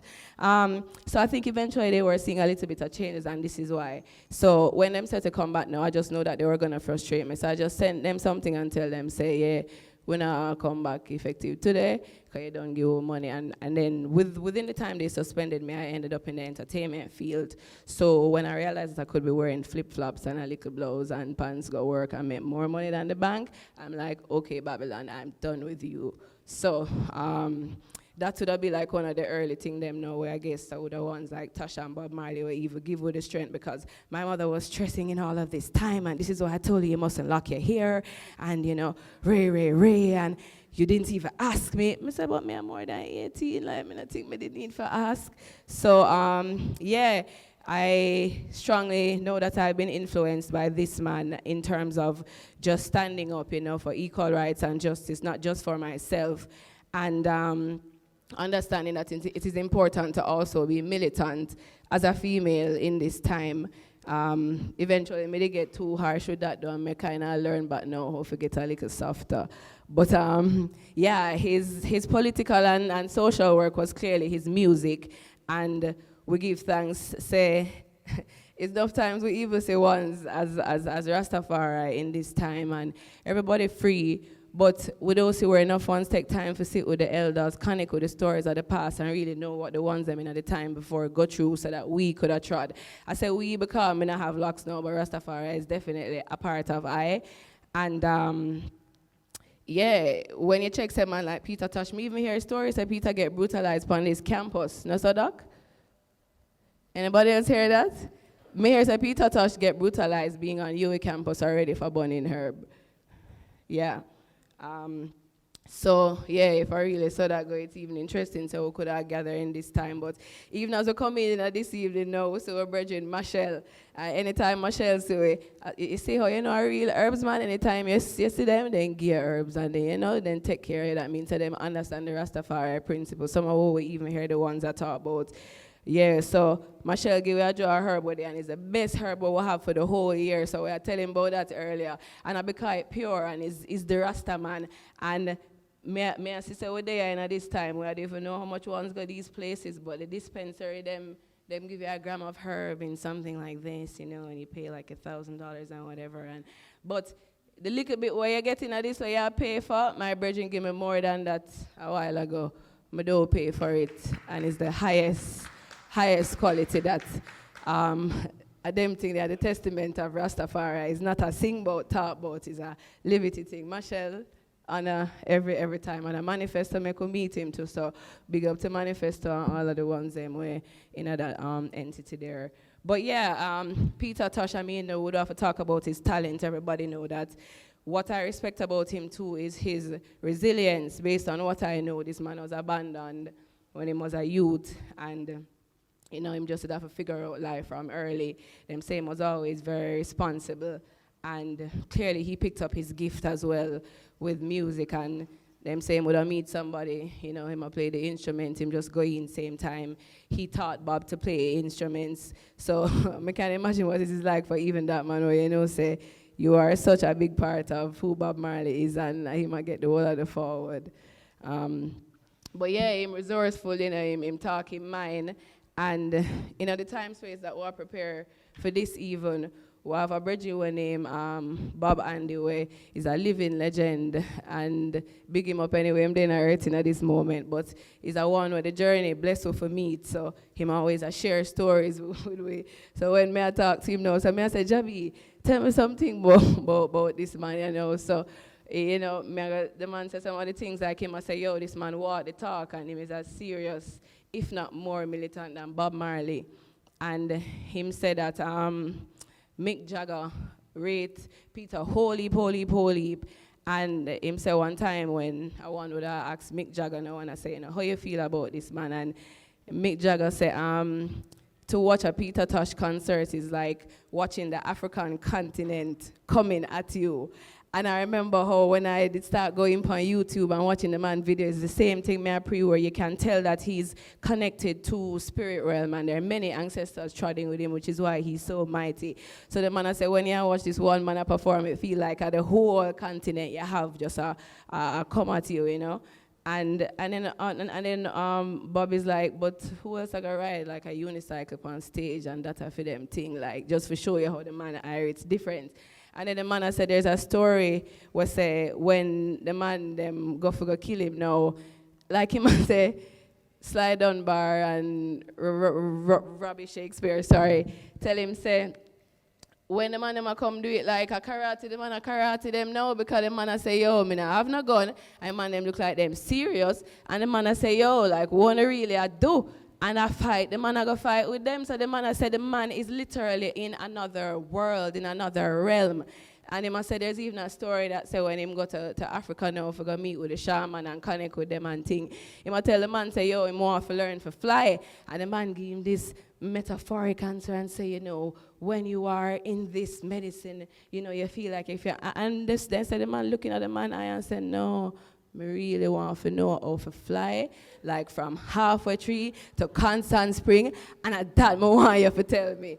Uncle Baba laugh now, because I say, the funniest thing, The poor man don't know what alpha tree they don't say, they even know what is the distance now from alpha tree to count, but he must say the man is really serious in terms of saying this is where he wanted to go. So people tell you that he's confrontational, but he's very straight about whatever it is, and him not go around. So if I were to sum what he means to my personal life, it would be to say that you can definitely change the world with just, you know, one idea, one concept, one mantra. This man focus and say, yo, Jah is him keeper, and him really seem like him connected that and know, say anything we want to do, him have the Most High there with him, guiding him. Of course, all of him song them coming like mantra, equal rights and justice, you know, not gonna give it up.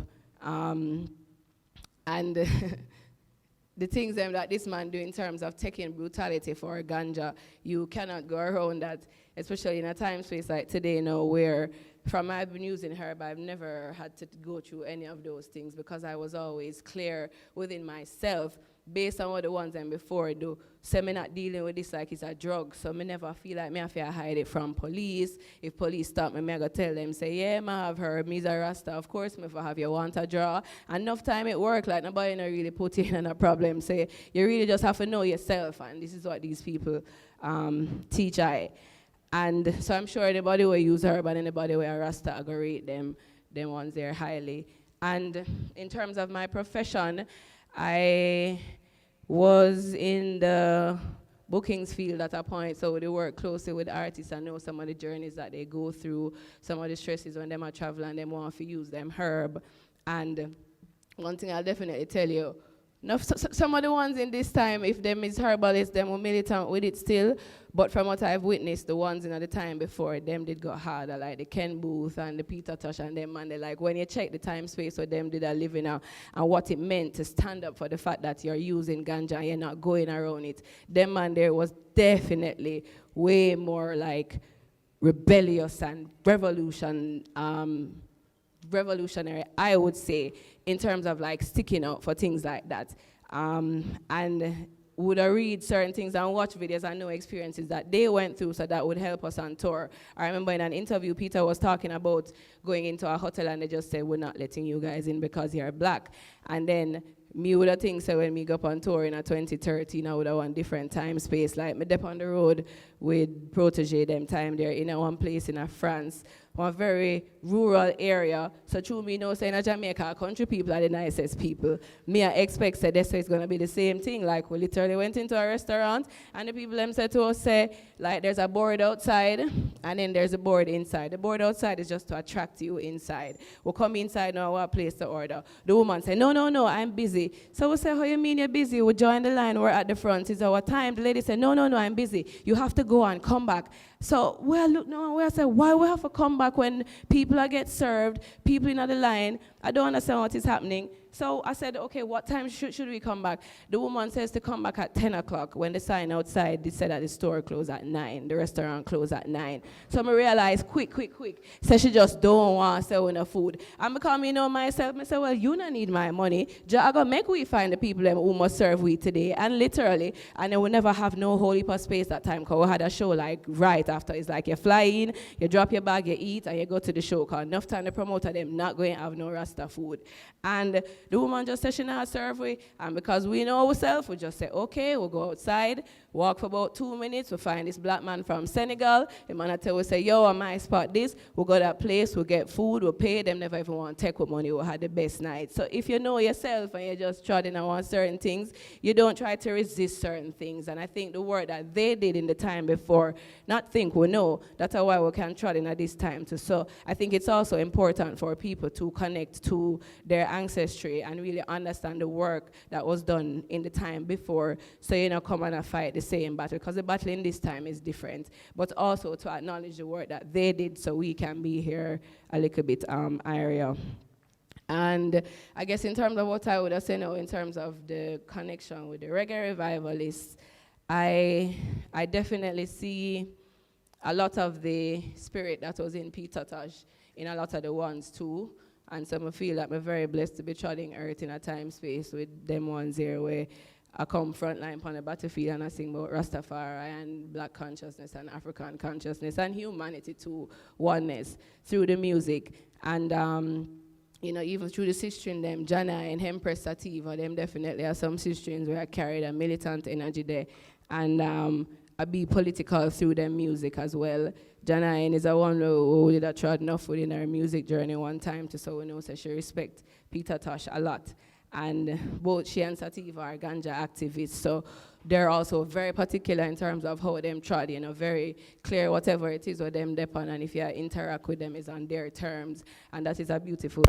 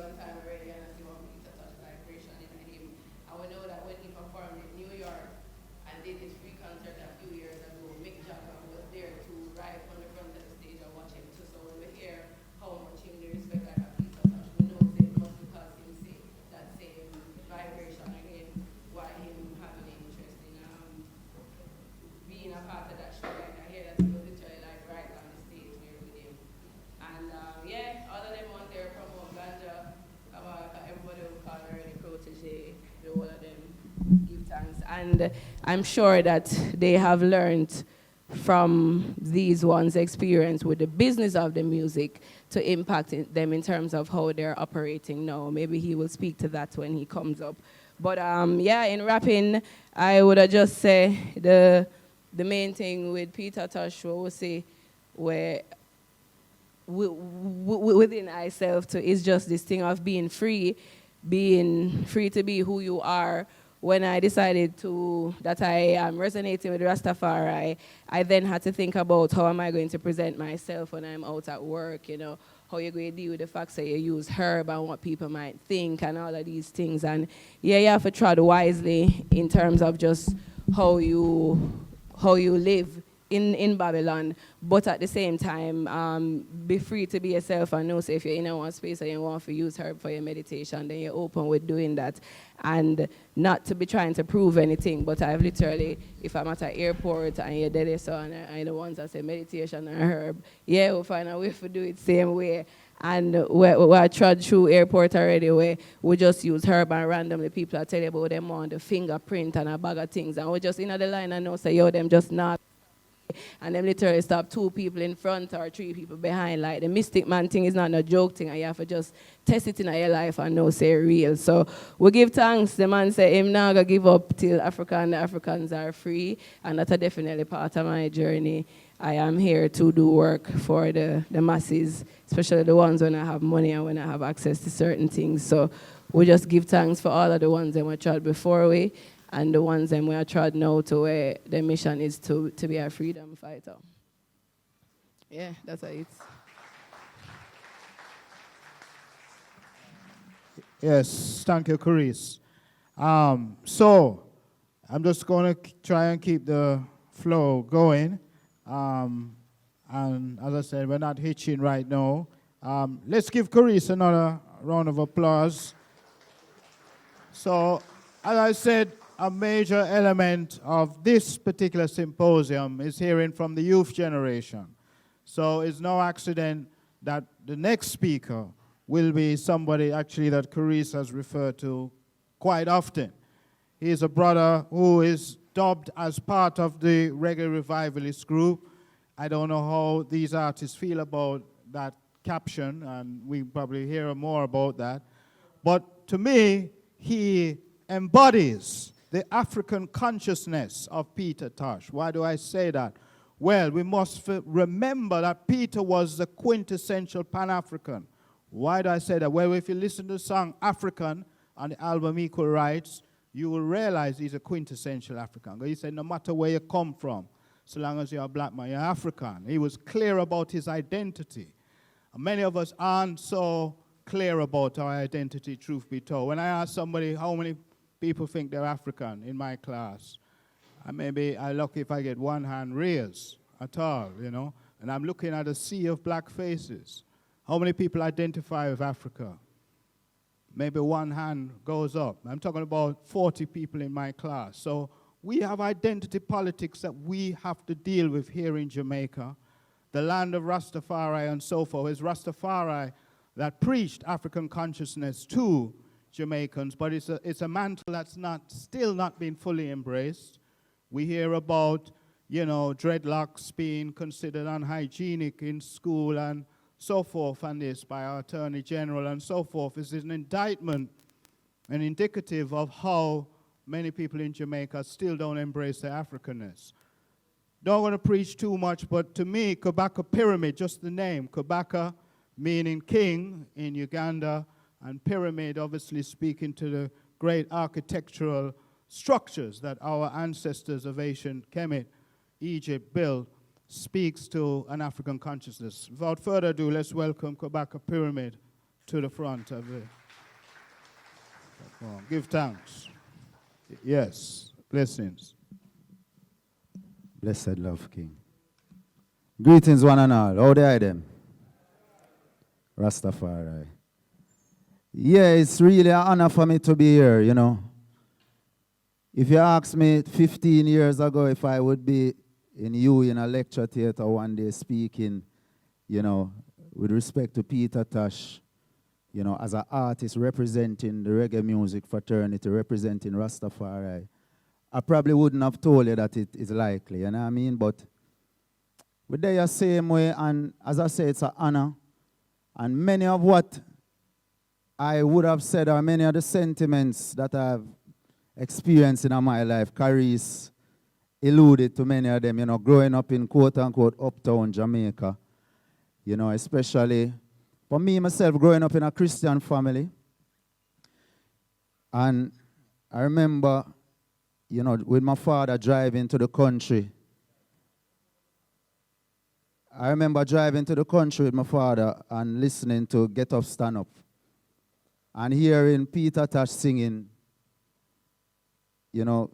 great God won't come from the sky and take away everything and make everybody feel high. And challenging all of these critical philosophies that we were taught in school and in church and these things. Them things that really shook me up as a youth. The real essence of it and the depth of it never really occurred to me at that time. But later on in my child, when we get to really sight up Rastafari and have a real connection with Africa and with myself as an individual and my root and my heritage, that's when them lyrics they really start to manifest to me. And you start to realize how much of a serious work it is when an artist decides to put them lyrics here and them messages here in our music. Because Peter Tosh, for me, as I say, I was 2 years old in 87 when Peter Tosh transitioned out of the flesh. He was forced to transition out of flesh. We don't know if that was a part of divine destiny or not, but I cannot speak to that. But if Peter Tosh was here and if I had get for trad with him, I would assume that he's a very serious warrior up on the battlefield. Them man, they are the quintessential militant. And when people even look on I and say, oh, I remind them of Peter Tosh, it's really a thing to me because people don't know, say, when me amongst my friend, my brethren, he's not really so much of a serious person still. We run all heap of joke and thing. But different from that, I know that there's a serious mission at hand in the music. When I write songs like Well Done, No Capitalist, Never Gonna Be a Slave, it's all influenced by the works of Peter Tosh. And many more will follow on the legacy and coming from that. And the thing about it is, in Jamaica, we still yet to realize the value that we have in our culture. And when I say we, I mean the typical Jamaican.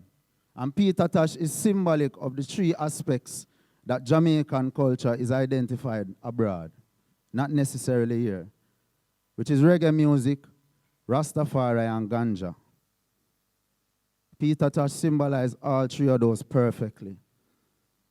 As a quintessential Rastaman within music, real Nyabingi spirit, within music, non-partial, burning the fire within life and death situations.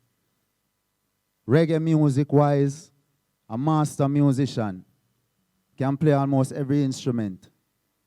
You know, representing on the front line, on the battlefield for reggae music. And of course, as Dr. Knife will, well, him don't like when we refer to him as Dr. Knife. As Kadamawe Knife will speak on the ganja advocacy of Peter Tosh. Nobody really represent like him.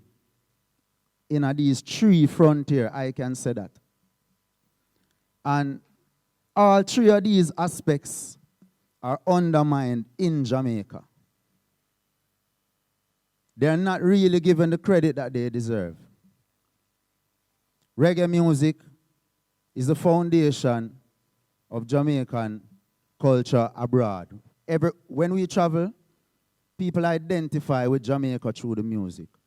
But yet still in Jamaica, yes, reggae music is, everybody know that Jamaica is known for reggae music.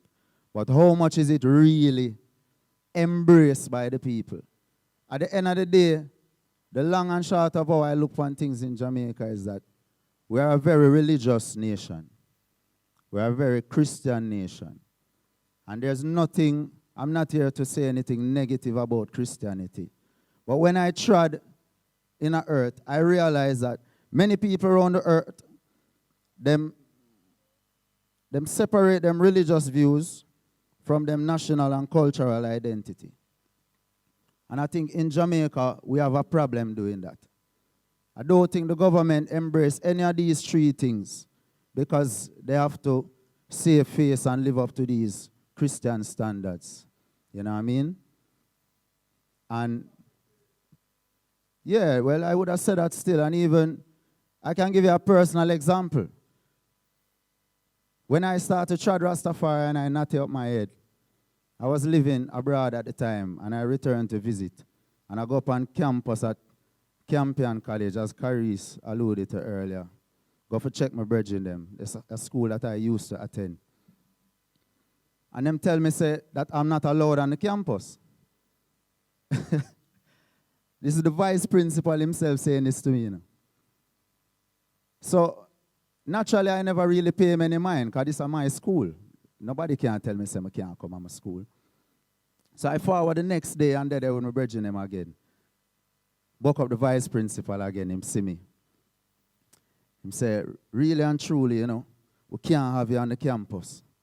I said, why? The man said, because your views are not in line with that of the school. The man tell me to my face that because I am a Rasta and I have locks on my head, I am not allowed to come on campus. So what may I say now? This is how one of the institutions at the forefront of Jamaican education is treating Jamaica's indigenous culture. And to me, that is a joke.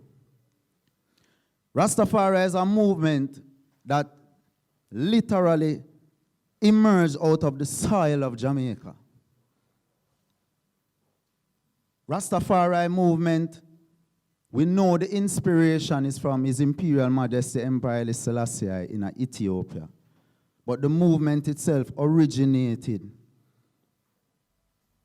by the prophecies of Marcus Garvey, the mission of Leonard Howell, the works of Charles Edward Emmanuel, Bona G's and all of these elders of Nyabingi, even Prophet Gad of 12 tribes of Israel. This is Jamaica. This is what we put forward to the world, and it's spread across to the entire world, where you have places in South Africa where even Rastafari movement there is even stronger and even more organized than here. Right now in St. Lucia, I just saw a thing on social media said the government funded a Rastafari school in St. Lucia. The government, you know, you think that could have gone to Jamaica? Government deal with Rastafari school? No, sir. Them think they now go up in a Jamaica, and that is a problem. That's the problem where I see. And I think it's stemming from the religious views of the nation. to be perfectly honest. And it's like, every nation have religious views. There's Christianity all over the world, and there's a reason why Christianity has dominated the planet. So I don't have no problem with the essential points of Christianity. But this mania that we have in Jamaica with Christianity dominating everything, the workplace, how we view our own culture, our own people, that is where I have a problem. When you go to Hawaii right now, you have people who they may identify with Christianity as their religion, but when they want to build a telescope up on the mountain, 3,000 people up there are defend them culture, and them know all the ancestral rituals, them know all the dance, them know how to beat the drum. Everybody are singing unison. How much people right now we can take out of Kingston and carry them go Scots Pass and then have them beat drum and a chant and I have been chant them? No, I don't know about that kind of stuff, you know. I don't know what kind of spirits them calling down upon, and I don't know if it's some Obia thing. That's Jamaica. And it's a damn shame. Because this is our culture. This is coming from Africa. And Peter Tosh, if he was here right now, he wouldn't even in a long talking thing. Like how you see Kabaka Pyramid up here talking and Caris talking. It's action. Them man, they wouldn't stand for certain things. Right now in schools, in childhood education, where's the information about the legends of reggae music? The stalwarts of Rastafari? The advocacy and information about marijuana as an industry? We could have been at the forefront of this ganja thing, you know. I don't even want to talk about ganja because knife.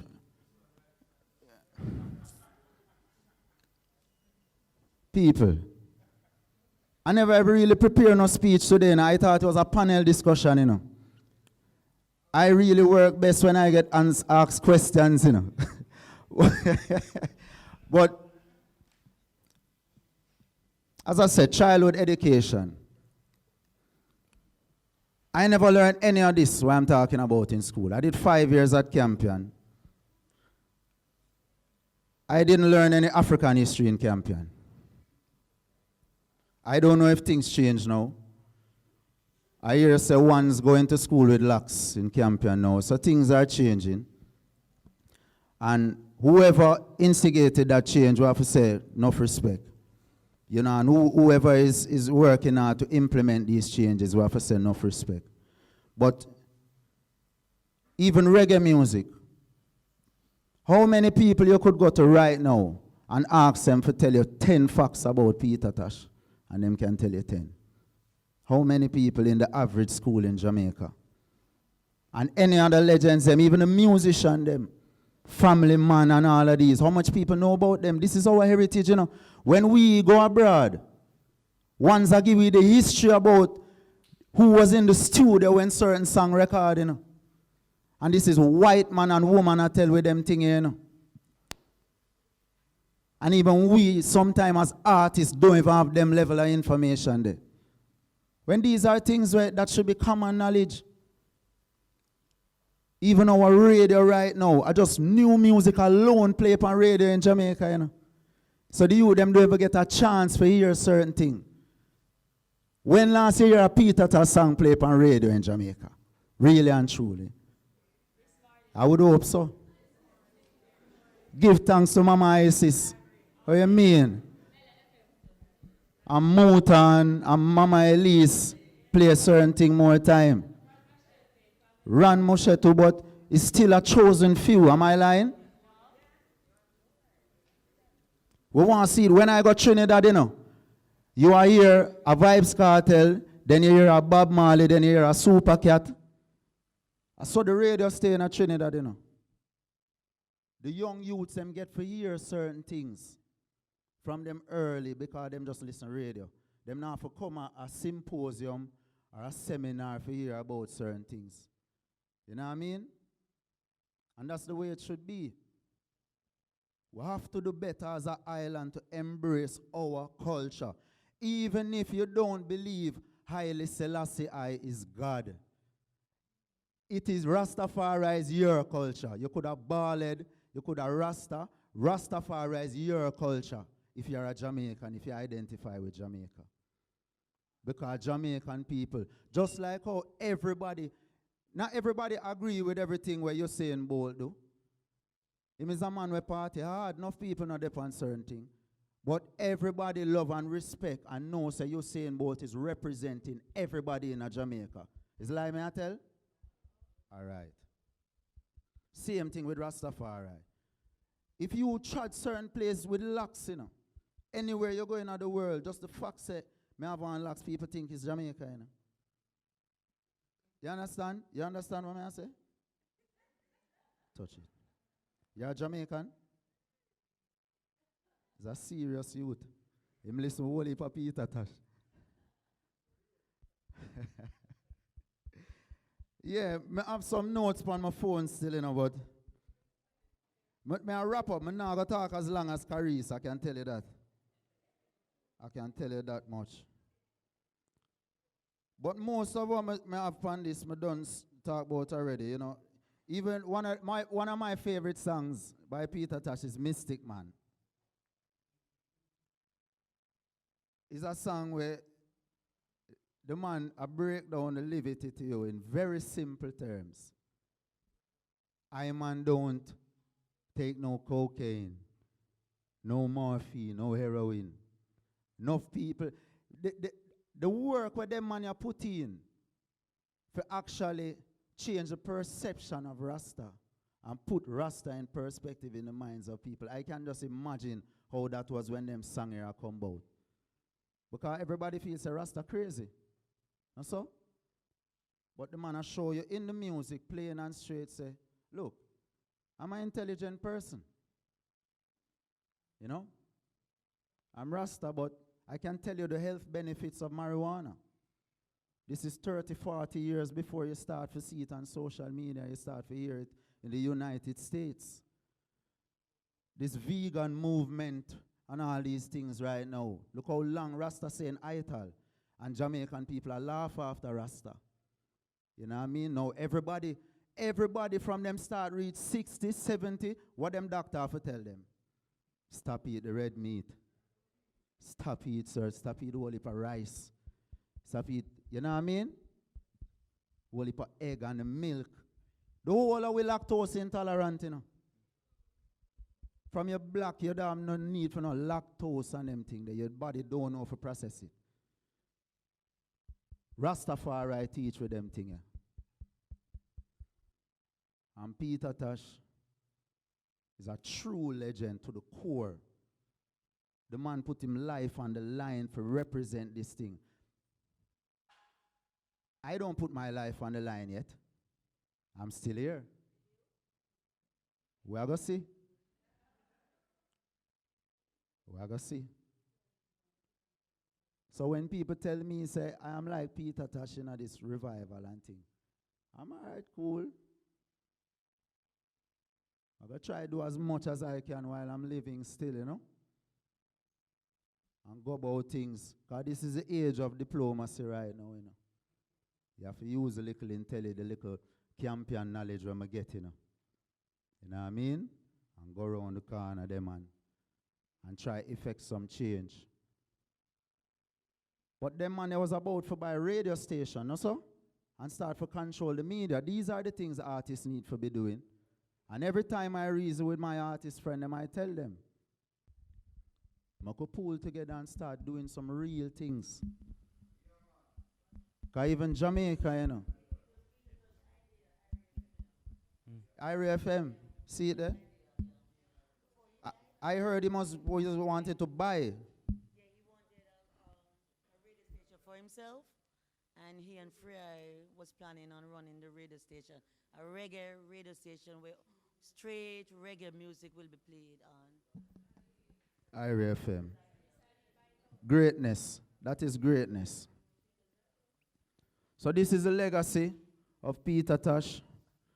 As I said, I'm honored to be here, and I hope that something that I've said meant something to you, and give thanks for the gathering. Dr. Barnett, give thanks again for having I. Enough love to each and everyone. Seen? Rastafari. Blessings. All right, respect, enough respect. So that was a presentation by Kabaka Pyramid, and you never even get to hear him go into African history and something about Kemet. I want us now, very quickly now, to hear from a brother, colleague right here at UA, and there's not many of us here at UA who preach Rastafari. Sister Imani, you're going at a time where I wanted to big you up, but anyway, so Sister Imani Tafari is one of the Rastafari who has a PhD. And I just want to say something real quickly, that having a PhD doesn't take away from somebody being Rastafari and so forth. And I am one person who believes that you can still be grassroots and have a PhD, right? It's what you do with a PhD that really matters, all said and done. But there's this notion that from you get a PhD, you can relate to the grassroots, or you can be part of the grassroots struggle. And I beg to differ, but that's another conversation. But right now, we're going to hear about ganja advocacy, and we're going to hear about the herb as it is today and how this whole, I know Knife will speak to the whole medical marijuana industry and how it's really gone off track on a level in certain ways, the way the industry is going. It's taken on some of the ideas of Rastafari, but Rastafari have, in one way or the other, been left behind. But without further ado, let's hear from Dr. Kadamawi Knife. Let's give it up for Dr. Kadamawi Knife from Faculty of Social Sciences, Social Entrepreneurship, and many, many accolades. Give thanks. Give thanks, Mikey. You know, I really start by thanking the organizers for inviting me here to speak. And just to follow up on what was said by both Clarice and Kabaka. You know, I reasoned that ancient one time, I'm set up by Knife. One of the reasons you find that Jamaica, the problem that they have today, is that we deny three kings. Well, three kings. Rastafari was the king of kings. Ganja, which is the king of all plants. And reggae music, which is the king of all music. So I sat and I thought about what this bridge was actually saying. You know, because we're in this development space, you try to find all these things that you find are explanations as to why our country and many other countries in the situation they are in. And the things that are most obvious you tend to overlook. And if you just sit and just examine all of those statements, Rastafari, reggae music, and ganja, them there's a part of what we are now called the orange economy, the creative industry. And that is the area that we have also denied the most. But the creative industry reflects what? It reflects your culture as people. That is a unique thing that every country actually have, you know. If you know about business, I'm going to ask you, what is unique about what you're offering to the world? And what we choose to do is to deny what is most unique to our own people. And this is where you find in the musicians, like Tosh. Them can't help but be them own unique self and embrace that Jamaicanness, you know, which of course Rastafari represents as well. So while preparing myself, I'm a virgin Mashwell a while ago. When Tosh born, which was my birthday, you know, because I like to look on these things, the date of birth and numerology and all these things. Born October 19. Some say October 19, that means he's a liberal person. Liberal represented by the scale, the mad principle of balance and justice and truth and rights. But it's also ear. Ear means a communicative and mentally active. So you should not be surprised that this virgin here was very communicative, mentally active, but also always a talk about truths and rights and equal rights. And because that time in nature, then this man here now uses this plant, which is a very special plant. And what that plant does, because of how the plant affects the system. Remember that the ganja plant in itself now, while you have receptors in your entire body, all those CB1 and CB2 receptors overall in your entire body, the highest concentration of receptors tend to be where? Your liver and your brain, especially the ancient part of your brain, we call like the rhinencephalus, your pituitary gland, your pineal gland. All of those things that make you question what the three-dimensional space and place actually put to you as what is good or bad or norm. And the kind of herb them that use as well. Because remember, I said pre-1980s, the herb was which herb? Sativa herb. So all of them music we hear before the 1980s is sativa influenced music. And the music that come out post-1980s is indica influenced music. Now if you know a distinction between the two plants, what the sativa one does, the one that is more mellow, which make you get high in self, as in know thyself, as against the indica plant was designed to get you high out of self. Very, very, very, very different. So the mindset, it's one time your man said when you use herb, it give you a chance to think, it give you a space to think. Most people, because of how they live, but then be up and down, up and down, up and down, up and down. You don't really get a chance to think. Because the thinking man is the most dangerous man to society. It's automatically part supposed to work off, That's why we have the agents of socialization. The school, the church, the home, the family, all those things. They're supposed to program you to behave a particular kind of way. That's why if you start to use herb, your mother say you start get mad. Why? Because you're not going to follow the regular rules. Even your mother knows you have sense, because a lot of us parents told us that. So we have to look at the works of these brethren. Who are these persons? Why them do what them do? How them work become so big globally? And why is that our own people tend to deny the works of these persons? There's no such thing as coincidence and them thing, man. The reality is, if we know what Jamaica actually is, I'm not going to talk about the ganja now, but if we know what Jamaica actually is, and when you're looking at things, look at the three different ways you can look at it. Look at it physically, yes, mentally, spiritually. What is Jamaica physically? Jamaica is the center of the Caribbean. Where is the center? Think about the physics behind it. Where is the center? The center is a place that has the highest level of magnetism. Magnetism, you're an electromagnetic being. It means that the space of the power to attract in a very serious way, and also to influence that which it attracts. It's at regular spaces. Now, so if you are born in a place that have a high level of magnetism, it means that those persons who come out of that space have a certain kind of mindset. And information is out there. That's why you have some people who claim them as psychiatrists will argue that half of the Jamaican population mad. Of course, more than half of the Jamaican population is mad, because mad is the next word for genius. Is that a joke? I'm serious about it. Some research was done in the 1980s that showed that while globally 1 in every 4, 1 in every 13 persons were incarcerated of the IQ of a genius globally. In Jamaica, those 1 in every 4 persons have an IQ of a genius. Do you have persons who are persons in prison? And is that a genius when you go in a prison? Is that just before you go into prison? So every 4 youths, I remember, that was in the 1980s, And the truth is the youths get brighter and brighter and brighter and brighter every day. So all these youths that we see on the corner we think are idiots, who claim to smoke herb and do all these bad things. Check it.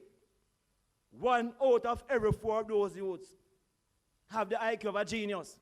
Now, if you have the IQ of a genius and you're below the IQ of a genius, what does that make you? An extremely bright person as well. So you see, you cannot use average solutions to address problems that people who are above average actually face. That's why we seem not to be able to resolve some of these challenges that we actually face. That's one of the reasons you fight Rasta, why you fight reggae, why you fight ganja, and of course why you go fight somebody like Peter Tosh. Because some of the time I could style, me Kabaka say it's the age of diplomacy. We learn that from Haile Selassie, soft conquer all. Yes? But Peter Tosh never really practiced that principle of soft conquer hard. Oh. So you can't like a man like that. Come and tell you, in your face, what you know, this thing here is foolishness. sometimes, be careful of the music, because I see the music sounds so nice and rhythm sounds so nice. I find that when I slow Virgin talk and a tape, it's a different kind of reasoning for them singing a song. Just listen to them talk on the stage, like the peace concert and everything. I tell you quite clearly, I can hear the passion in their voice. Can I tell you about these people in government who doing all kind of foolishness? And that's when they start talking about herb, the amount of brutalization people get for a little spliff. For a spliff. We find that in our country, many people who are in positions of leadership and service really do appreciate, they don't appreciate their own brain and not appreciate the brain of their own people. And so even when we are talking about this industry, we are talking about this industry and what we are supposed to do with the industry, how we are going to go about it. With all these people who have been living that kind of life for years, we try to get persons from outside to tell you what to do. You try to get people inside academia to tell you what to do. Because they're thinking, that the people in the universities know what is to be done. And if you are very honest, you will know that anybody who have a PhD, they get a PhD by doing what? Learning from other people, man. It's research you do. So you go out in the field, you talk to the people who know the information, you apply whatever kind of methodology is accepted, and you can defend it and say, yes, now if he's a PhD. I remember, by the way, that PhD means Doctor of Philosophy, which is mine. Now, I've come to university, become a Doctor of Philosophy. When you do smoke a sativa split for a fire key. Because you sit down and you start to think. That's when people in the university, people who have PhD are paid to think. Because the rest are not there what you call employees, laborers. Your ideas don't matter. This is what I'm actually saying. If you have a first degree, you're just an entrant into the space. If you have a master's, you have mastered the information, but you still cannot bring any new information because you are not paid to think. You're not a thinker. So you see it? Herb now challenge the entire university system. Because all of a sudden you have bare Rasta people who are thinkers. And the reality is that we know as well that the university first became very popular. This is what they say to them out, After the 1961 report. What was the 61 report about? Rastafari. So the whole thing that came out of the university that had real profound interest globally was really the work on Rastafari. Because now what was emerging is a nation of people who were saying things that were baffling some of these people. Remember, since 1960, 1960 is when? We are moving to ages. So, note you have Bunny Wailer sing the song, so we are reincarnated souls from that time, live on earth, eat air and water, and this time we're in the age of Aquarius. 1970, them sing that song. But those are things happened in the 1960s. But we must sing about natural mystic. Peter Chester sing about mystic, man. There was an age of metaphysics taking place in the 1960s and the 1970s because people thought that we were moving out of the Piscean age, which is age, in the Bible, I'm talking about the Piscean age. That's why every time I have a story about Jesus, I'm saying I feed people fish and bread. Where fish represented knowledge and bread represented food. So people were saying that we were moving from the Piscean age into the Aquarian and started in the 1970s. What is that these persons were reading? What were they getting in touch with that told them that we were moving to a different kind of age and space and place? And here's Rastafari saying this thing. What was Rastafari saying? Rastafari don't believe. That's also a lick down church and religion. Rastafari no. Now the Piscean age is an age which is symbolized by what? Water, mutable, emotional, based on belief, faith, hope, trust, love.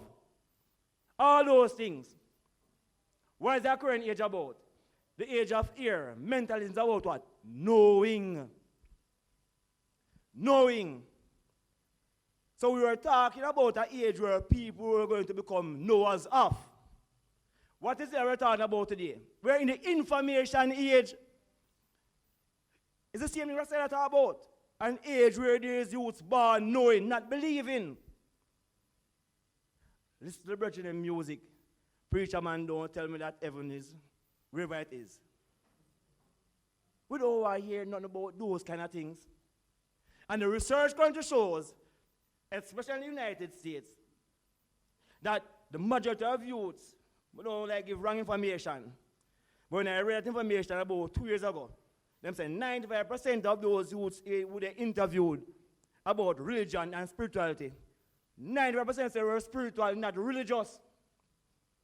Big, big difference. Because religion for doing dogma, doctrine, rules, all those things established by other persons. Spirituality is about the connectivity within earth and people becoming one with all this energy. So it is Kabaka name. And I know Kabaka for so many years. Kabaka. Ka is a universal consciousness in Kemet. Ba is an individual consciousness in Kemet. And it's what is called the Kaaba, where the Muslim man them use the black stone and the meditation. Yes? Kabaka is to bring together both the universal consciousness and the individual consciousness. And that's represented by what? The pyramid, which is your first eye. Your second and third eye with your first eye make the pyramid. That's what these people are talking about. And that's why the idea of Tosh being a mystic man is so crucial now. Because one becomes that state of consciousness by how you live, what you do, what you put inside of you, what you think about. I'm telling you these things.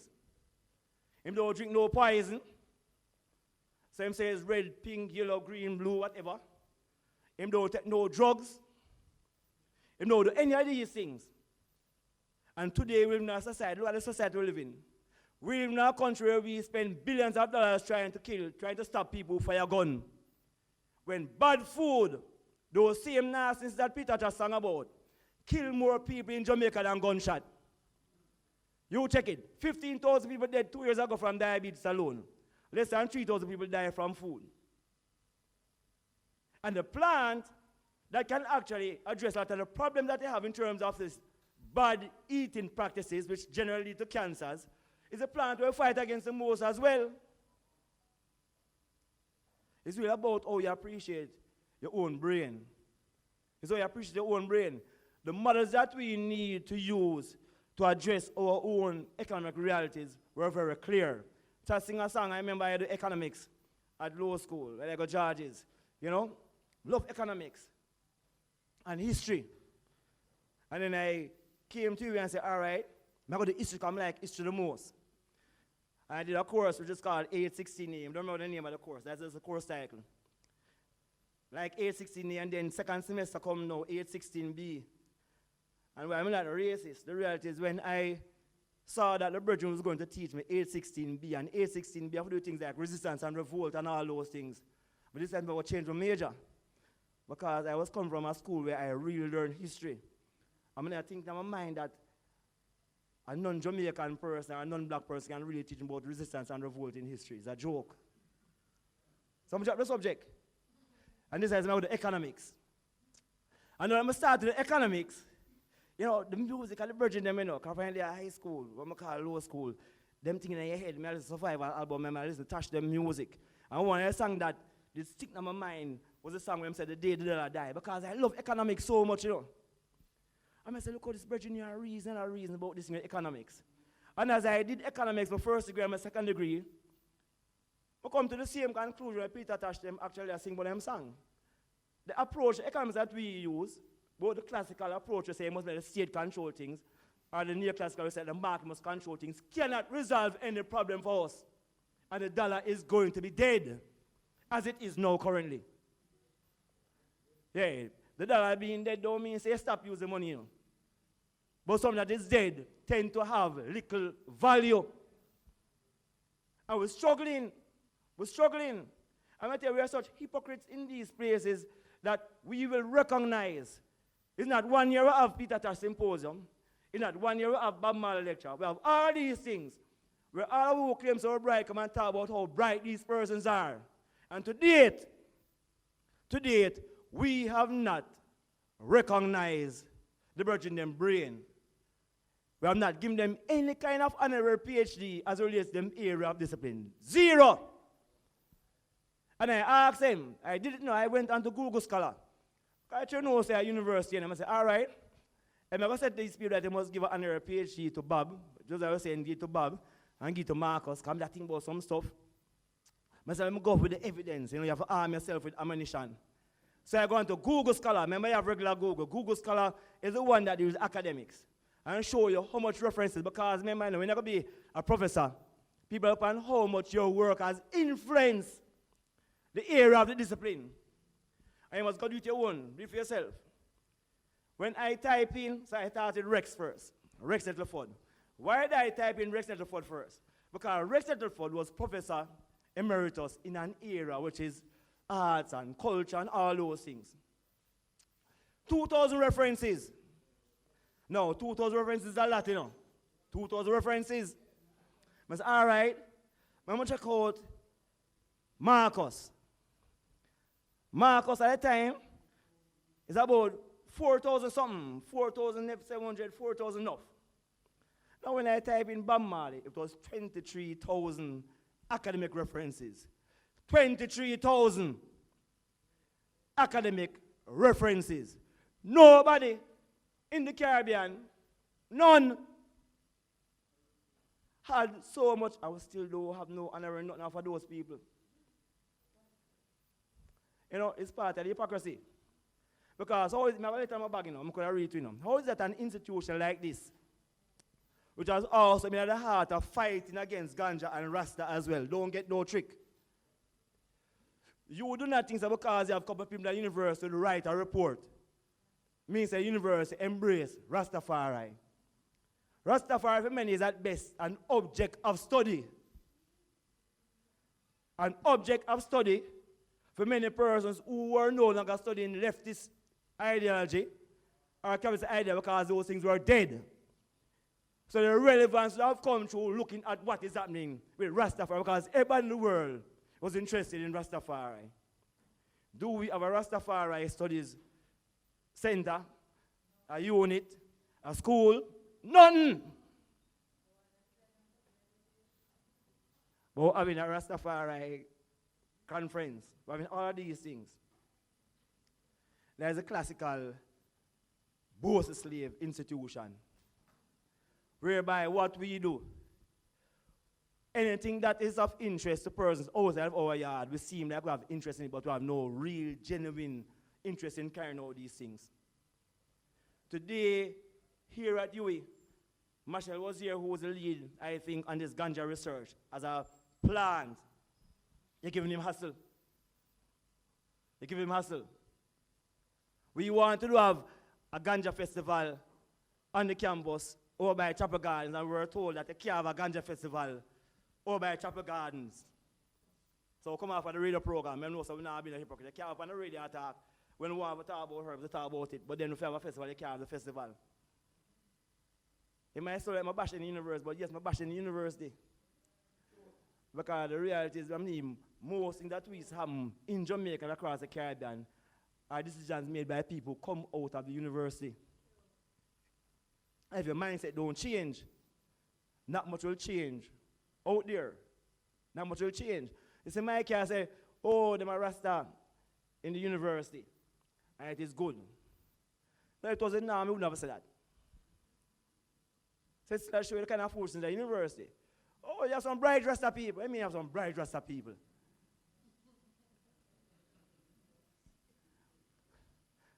We know what brightness is, you know. Remember, say, critical thinking them teach them nowadays, you know. We don't know, man, the only people that think critically from the 1970s, Rastafari people, because most of the people are not thinking. Yeah.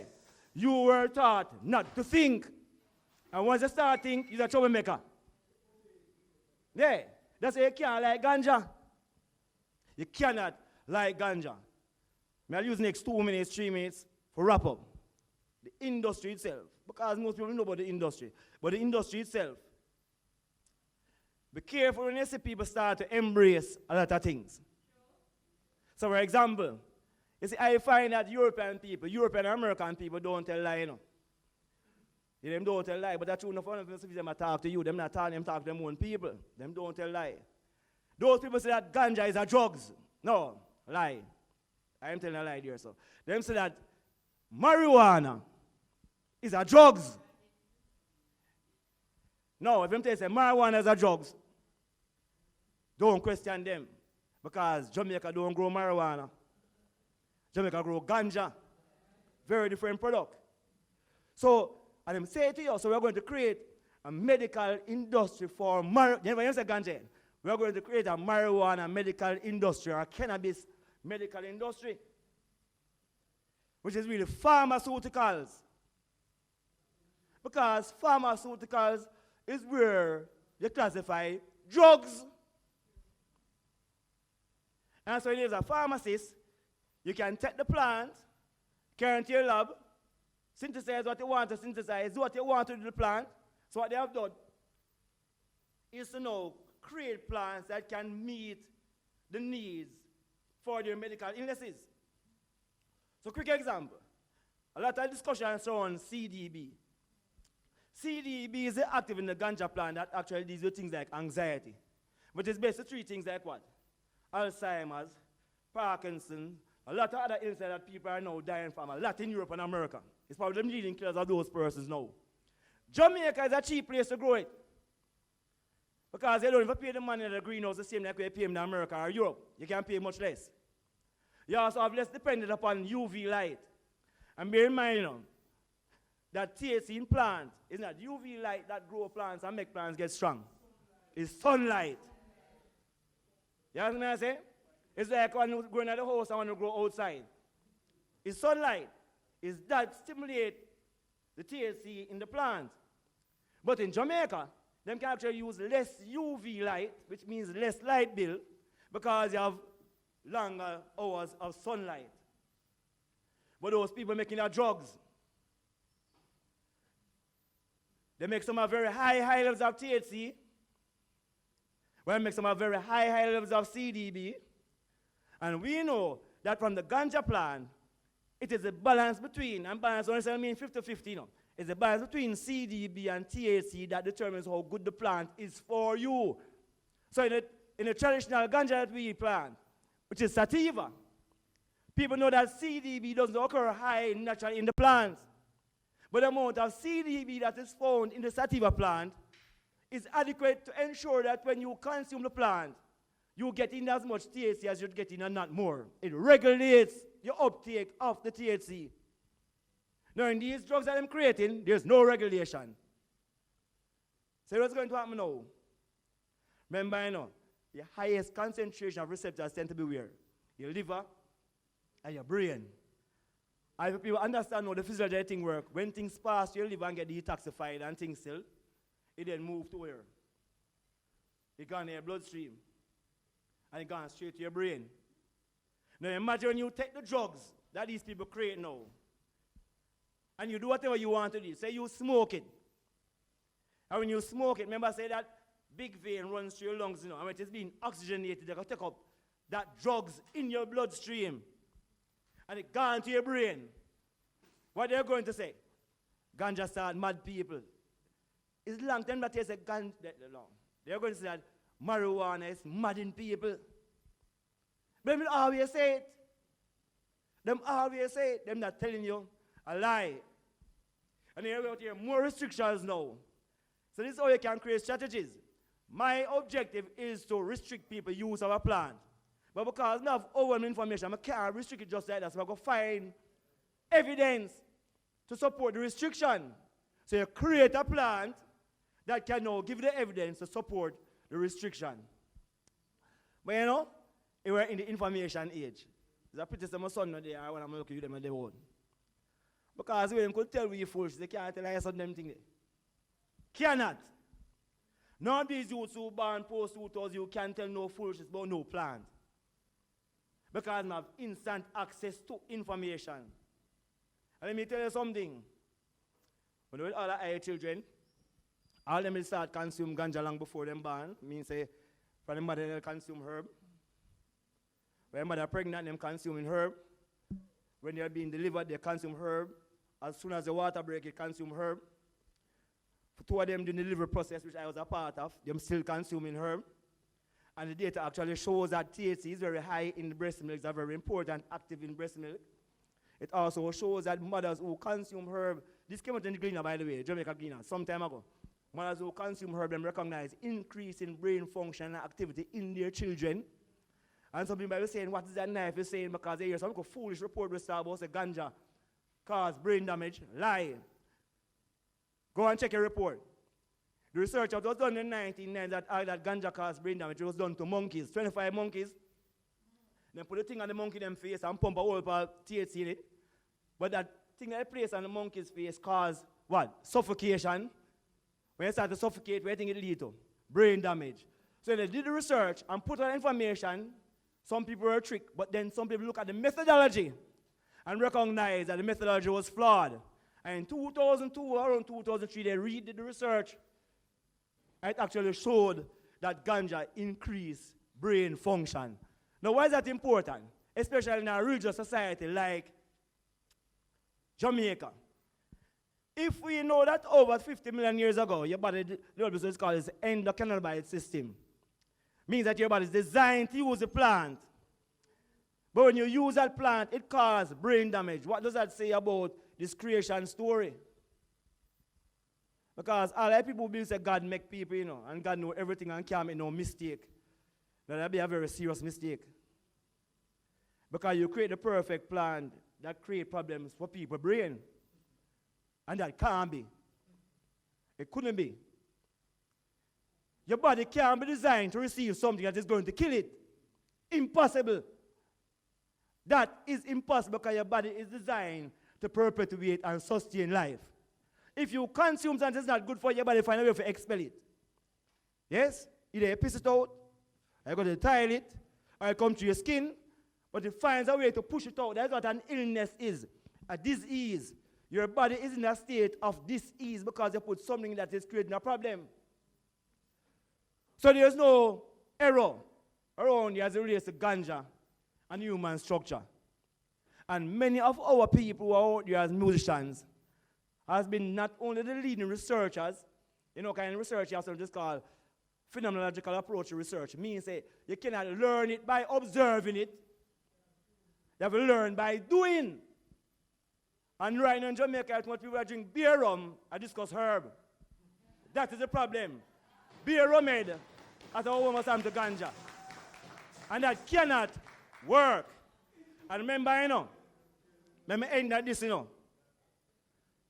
there's a way where people have try some sneak attack. I mean, Bob said one time, who can tell a man who is Rasta or not Rasta still? But I'm going to see what I'm saying. Too many Rastafari brethren walking with a plastic cup in them hand. You ever said to the eye them? Yeah, I say, enough of them one them who are Rasta walk with this plastic cup of in rum and boom in it. See? Devil soup and boom. Them have Rasta man advertise rum, pan TV. I say rum, lion whatever. Lion of Judah, rum.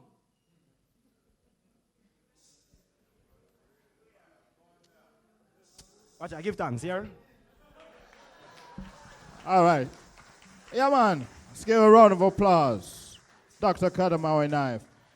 We're just going to, before we hear from our final speaker, I just want to insert a little musicology. So I'm going to ask Historyman to come down very quickly and do a piece for us before we have our final speakers. I should say speaker. We're going to hear from the daughter of Peter Tosh and what's happening with the Tosh estate. Yeah, greetings. Always be a pleasure to be here. You don't know if to support Peter Tosh. Every time, being as Rasta, musician, defender at the Black House. Before we go into Peter Tosh thing, let's quickly do something for Historyman. All the while, me do something for everybody and nothing for Historyman. Yeah. Because somebody commits some mythology, so we want to set it. And the thesis me I work with when I put on that thing here tonight is because I won the thesis competition 2000. So last year, I put me on show as upcoming artist, so we just clear up that little thing there. Me tell them low, me go on, I really me grow. Me no need radio play for mash up stage show. I'm more than 15 countries me tour and go. Low me go on, I really me come on a vet, man a born veteran. Me used to pass microphone, get a great ninja man. When we a chat sound system out pan the wall tam. Coming from disabled of youth man promotion, 94 sugar might not put out one of me song. Play by GT till upon radio station. Them time they made it just past 21.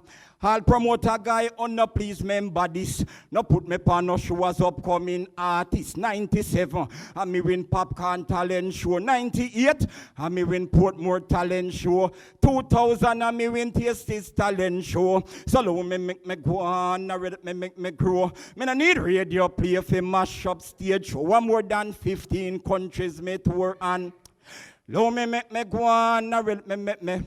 Right now, my songs are played on enough radio station. Bob Marley's story that I'm my first #1. And that the song released 2001. So how them a go on like them no know history, man, I must say true. Me nah write and sing gun song, I must say true. Me nah sing bo under woman. That's why them a say, them no know the veteran. But enough respect to overseas promoter. And them send for me go to America. And them send for me go tour Canada, make me tour Europe and down in Colombia. Right now, me getting ready for Mama Africa. So now me go on, me grow. Me no need radio play for mash up stage show. I'm more than 15 countries me tour and Low me go on, me man a no cow, man a no pig, man a no sheep, man a no goat. No put me in a no box only as a dub poet. Me DJ, me sing J, me rap parated. I wonder if them ever hear me talk speed rapid. Time in a short, slim, me no fat, John know me the brown, John knows me black. Me no bald, me a dreadlocks, me no take them coat, me no take them crack. She don't pan the rhythm and a chat, me a chat. She blood the bottom and bass pan top. Me granny said no one and no clap. Car get punch, target flap. One at a time, just check your clock. One of the day, check your almanac. Foreign coal and Jamaica hot. Want some food, just sit on the pot. One of the place, just check a road map. See if you Riverton, drive through that. Grenade farm back to my pass through that. Up a Trenton or the Trenton rock. Low me. Give me the ready now. Chow. Low me. Yeah, man, big up my Barnett every time, man. You hear that? And Tosh, you're large. Yeah, Kick it up. That's how we do it, you know. Yeah, man, real reggae vibes, as I said, from back in the day. When you have rhythm, you know, you can't play. Yes, knife for life. Up top. Yeah, man, original style. Yeah, man, you know this is one of the world chronologists, archaeologists, anthropologists. The informative instrument of a musicologist. I'm not a philanthropist, but what I did is out of pure philanthropy. Peter Tosh, we say, kick it up. Big up Marlene. When I say Peter Tosh, I just want you all say Daddy Peter Tosh. We do this one for Tosh. Peter Tosh. The man say legalize the herb, the chalice and feel like John. Peter Tosh. Daddy Peter, no Babylon, no like them and so them beat him up. No Peter Tosh. The man say legalize the herb, the chalice and feel like John. Peter Tosh. Daddy Peter, no Babylon, no like them and so them. Peter Tosh was born in 1944, October 19. Oh yes, this is sure. Real revolutionary true Rastaman. Born in a Green Hill down in Westmoreland. Big up Peter, mother name is Alvira. A one son she have no must remember. James McIntosh, name a Peter father. Was a Christian, used to be a preacher. As a little youth, him wrestling at the country. At the age of 15, moved to Kingston City. Him used to rest up amongst one I'm auntie. Then time that him no link up here to the Bam Bunny. Peter Tosh used to live in a trench town area. Practicing guitar, him was a guitar player. Jamaican people no hear that one. Peter Tosh used to be an apprentice tailor. Peter Tosh. The man say legalize the herb, the chalice a feel like a Peter Tosh. Daddy Peter, no Babylon no like them and so them beat him up. No Peter Tosh. The man say legalize the herb, the chalice a feel like a Peter Tosh. No Babylon, no like them answer them. 1962 link up with Bob and Bunny, and that's how the three of them start to part together. After that them link up with Joe X the teacher, Jerry Green, Beverly Hills and Broadway together. 1963 them put the group together. How what them call them? The wailing wailer. Peter Tosh was the only instrument player, a self-taught guitarist and a keyboard player. 1964 them get them first major hit.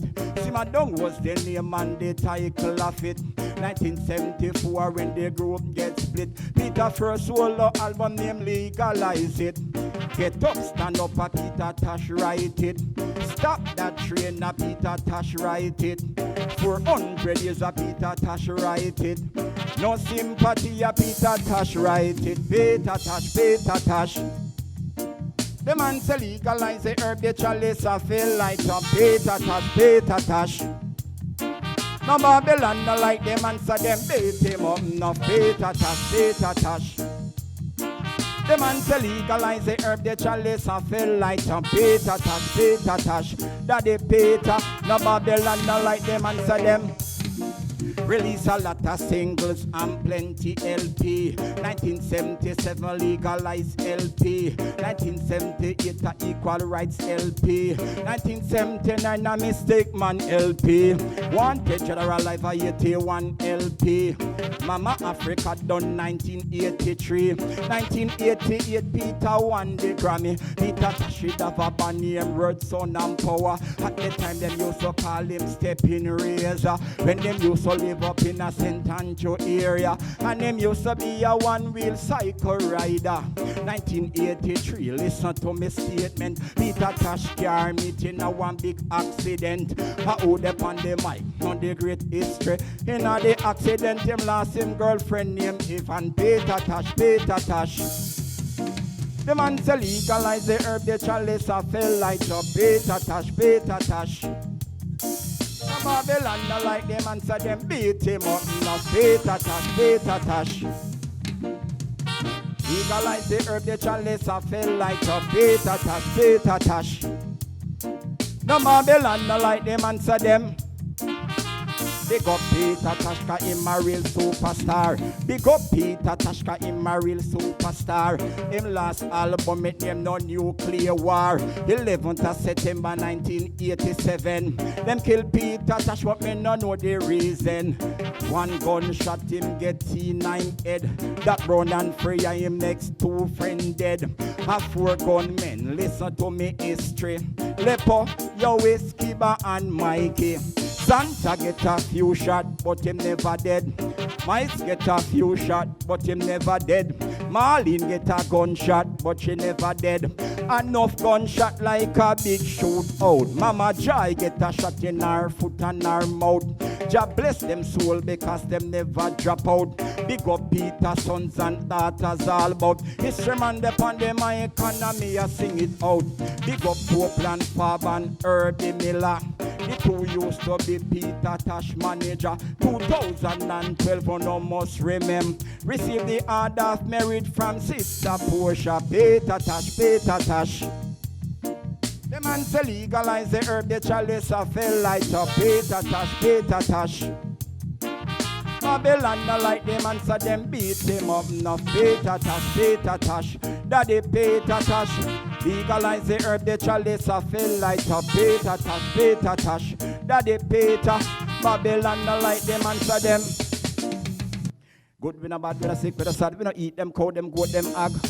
Dash it. Selassie, I give thanks. Yeah, man. History, man. I tell you, man. Lyrics. I mean, I care if the radio station don't want to play him, you know. We can't follow that. Some of us follow this commercial thing. For me, have the talent, you have it. Just for once to recognize it. Right about now, it's all about the family of Peter Tosh. And I'm talking about none other than Nyambe Tosh. So she's going to come and give us an update on what's going on with the Tosh estate. And right about now, those people are asking me about the concert and all of that. Those questions will be answered. So, with no further ado, let's hear from the daughter of Peter Tosh, Nyambe Tosh. Hello, everybody. It is 9:03, and this was a phenomenal symposium and all great speakers. I do not want to talk too long, as I am an educator by profession, and so I know when you're sitting somewhere for 3 hours, it can be very difficult to last those few minutes. But I wanted to just make sure I touch on just kind of my background at first. I see a lot of familiar faces that come here every year, and I thank you all actually for coming, because we could have been at Emancipation Park with someone who said that slavery was an option. But interesting, the irony. Interesting, the irony. So I give thanks that everyone decided to come and uplift their mind, body, and spirit here with the Tosh legacy. And so I am actually the youngest of 10 children. My father had 10. I'm 38 this year in November.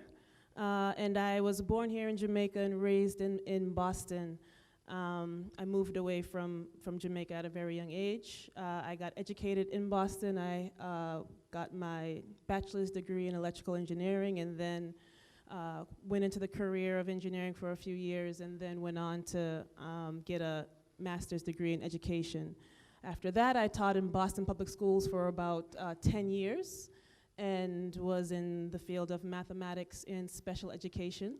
And then at the beginning of my education career, around 2009, is when I actually took over my father's estate. It was actually run by a public administrator from 1987 all the way to 2009. And so when someone passes and there's not someone, a family member to take over, it goes to the government to pretty much take over. So for all that time, there wasn't really a lot of intent put behind the brand and put behind the legacy.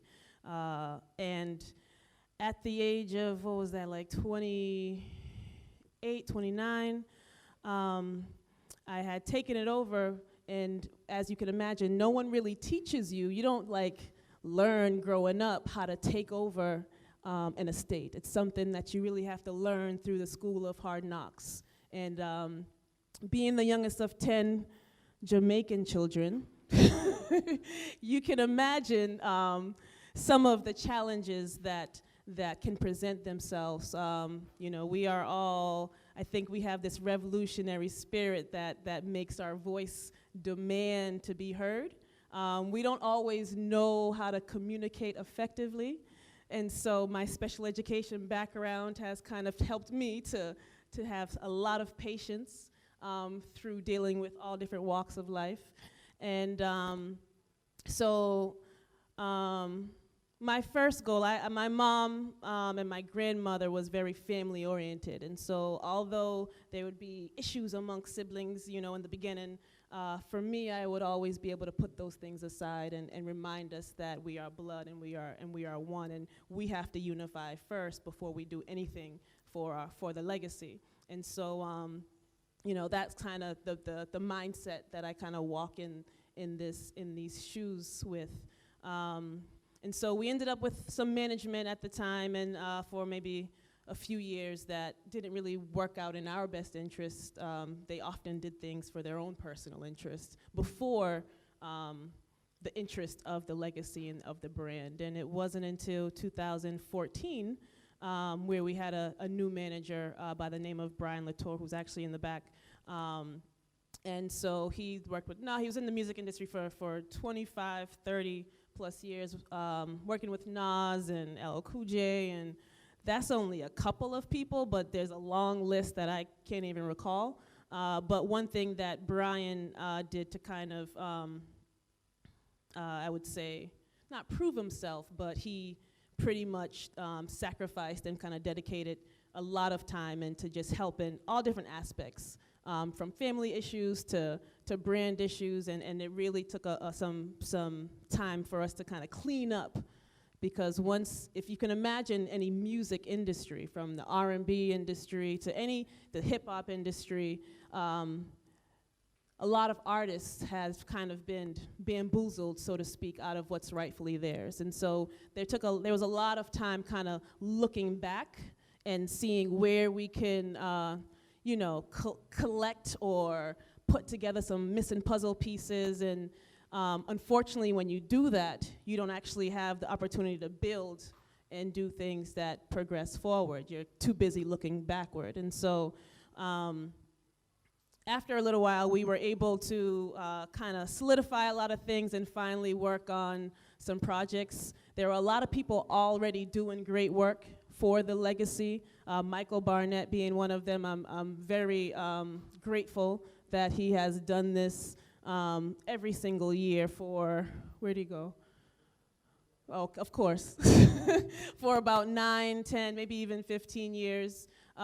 There was a couple of promoters, Warrell King being one of them, that was on the west side and would always do a Earth Strong celebration, and different people around, also educators that would bring him into the areas of academia and make sure to carry on his legacy. And the irony is, me being my father's youngest child, I actually knew my father the least. You know, when he passed away, I was only 5 years old, and so my connection with him is often through his music, through his interviews, and through the stories that people tell me. And I'm often studying it, you know, and going back and using his words to guide me. I do feel a spiritual connection in this responsibility because there are things that, there used to be a time when I would walk into a store or get in my car, and as soon as I walk into a grocery store that I never heard reggae play before, a Peter Tosh song drop. Or as soon as I jump in my car and just turn on the radio, and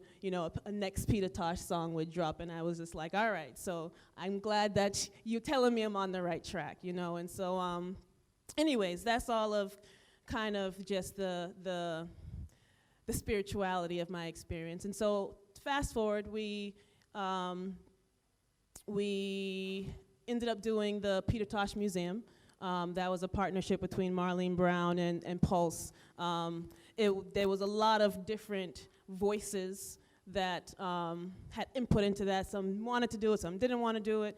But I understood the power of having a historical monument in Jamaica. And one thing that all of the speakers have talked about is recognizing our own legacy, you know, and having some place that people can go to learn. The world can now travel right, you know, down the street and learn about one of Jamaica's phenomenal sons, and see different artifacts, see his lyrics, see his handwriting, see different things that he's collected from around the world. And so I knew the importance of having that for Jamaica, and I think, you know, a lot of the speakers that already touched upon that. It's important that we recognize and do this work. Go to museums, go visit, you know, the museums that exist already. We should be the ones that support our own history the most over the people that come from around the world. And so we've done the Peter Tosh Music Festival, we've incorporated the Symposium, we have a gala and award ceremony now that's a part of that, which recognizes different people that really carry on the work really in their own right, from musicians that have that spirit of my father to also, you know, different advocates in the space. We do a Legalize It award every year, and so this week takes up a huge part of the legacy. But what we also do is we have, you know, the website, which is responsible for just having something legitimate. People can go and get the information. We have merchandise. We're also working on a major motion film. We're also working on a theatrical play. When you're responsible for a brand and legacy, it's really your job to try to implant the man into every industry possible, you know, but make sure you maintain integrity. You know, everyone wants us to be in the cannabis space. And what I tell people is nothing happens before it's time. I knew that we could already have some cannabis deal, you know, selling Peter Tosh ganja. But for me, it it was very important to really learn the economics of the industry, very important to recognize those that have sacrificed beforehand, because we now have, you know, this corporate world that is dominating the industry but unfortunately it's, we still have black and brown people locked up for cannabis all over the world. You know, we still have people that, because of their ganja or cannabis record, they can't even enter into the cannabis industry. So some of the work that I do is that we started a nonprofit, a Peter Tosh Foundation. It was very important for me to really look for how to do what's right before actually monetizing.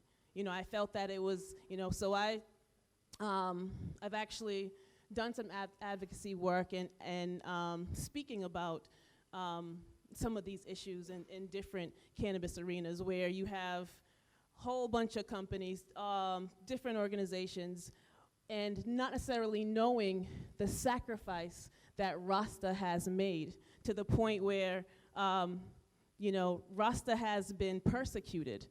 My father has, you know, there's interviews that you can find online. My father talked about being beaten almost to death because of a spliff, you know, and then you have people that come before him that would have their locks cut off, you know, and dragged into town. And so these are the stories that I share through the nonprofit because they're important for people to understand. You're coming in here, and now that it's a, you know, it's cute, and you got your pink vape pen because you have this privilege. You need to know that you should actually put your money into organizations that support, you know, whether it's expungement to make sure that people's criminal records are eliminated, or whether it's just education or boot camps to make sure that people that have been persecuted and come out of jail now have access into the industry. And so another thing that I do with the nonprofit is I do go into schools. And I speak about 4 songs in particular. The first song is Equal Rights and Justice. I went into Haile Selassie School and I went into Arden School in Jamaica, and it was interesting to go into Haile Selassie first and then visit Arden High, and I spoke to these group of phenomenally intellectual students that were privileged, you know, to come from Haile Selassie, where you see the wood shop has, you know, all types of furniture just broken down in a room, and the paint is chipping from the wall, and they gotta carry water into the toilet to flush it from one room to the next room.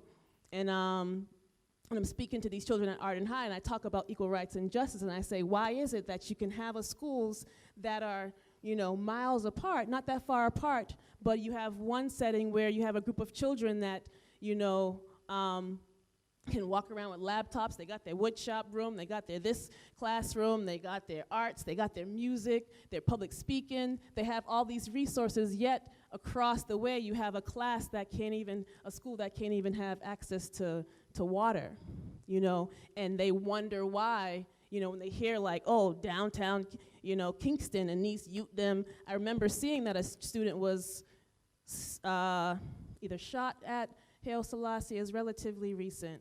And the comments are like, oh, these kids, you know, oh, they got all these problems, these children. But not one person thought to say, what can I do for these children? You know, what can I do for my people, you know, this community? No one thought about discrepancies between access. And so I talk about equal rights and justice. I also talk about African. And I say, you know, that we're so quick to represent our territory and our block and our country. But imagine if we all recognize the fact that we are African first. You know, imagine the power that we will have as a people. And then I talk about Mystic Man, and I, you know, talk to the young people about my father already you know, we have all this fancy words like vegan, and some of our speakers already mentioned it, and this was a philosophy that my father already talked about. And you see all these children walking with their red, blue, green soda, and you know, I'm quick to say, you see that yellow number 5 ingredient? That's actually cancer. But you're sipping on it. That bigger drink that you have, I know it only costs $25 $25. But it's poison. And you have a man like Peter that already sung about these things from many, many years ago. And then I talk about legalize it to children, because it's important that we learn education no matter what age we are. Education is education. The fact that he advocated for a plant that is now being capitalized off of by people that don't look like him, but he was persecuted. He sung about the medicinal benefits 40 plus years ago. It's good for glaucoma, it's good for tuberculosis, it's good for asthma. I used to know these songs growing up, but I was like, oh shit, my father was right. Excuse my language. Because I say power words like my dad did. Because that's what he called them. They're adult words. But, you know, this is the work that I do because I know that when you put your heart and your passion into what you want to do, everything else falls into place. And so I would advise all of you guys to come down to the museum. No matter how you feel about whatever you feel about, the power of the legacy should surpass any of it. You know, paying homage to a man that has already sacrificed so much to tell the truth. And many don't know the countless beatings that he had taken because he told the truth. It wasn't, you know, a little pat on the shoulder. It was an ultimate sacrifice all the way up until his death. And so, you know, this is what I do. And then I recently quit teaching.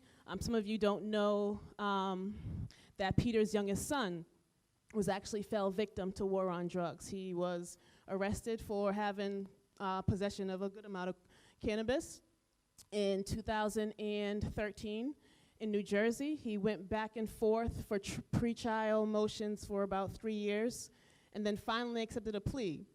He was torn because he was Rasta. He has 4 children.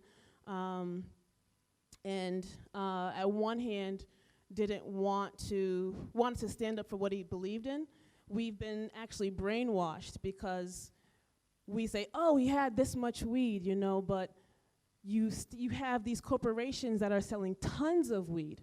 And the only difference between this corporation and this individual is a social economic status. The fact that one has the ability to have, you know, access to the industry and the fact that the other one doesn't. And it's a plant that heals people. So we still are like, oh, wow, he had this much weed, but you don't say that about Burger King. You know, you don't say that about the food that is actually in the supermarkets that kill people. And it kills them by the truckload. You know, and so, anyways, he decided to take a plea in what was December of 2016. He turned himself in January of 2017 in New Jersey. And in February of 2017, he was attacked by another inmate and suffered a traumatic brain injury. He is now unable to talk, communicate. It's a severe injury. I also caretake for my brother. He's unable to do anything and needs someone to do everything. He needs nursing care. It's full care. And so a part of the timing of things is because I put my time into my brother first.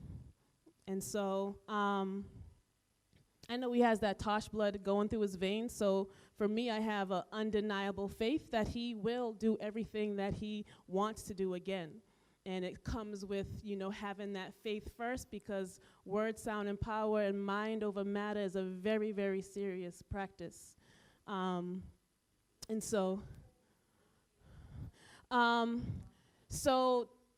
he was actually technically never in a coma, but because he was unable to do, it was a very, it's like there was wording that it was very complicated, and so coma was really just the easiest thing to say.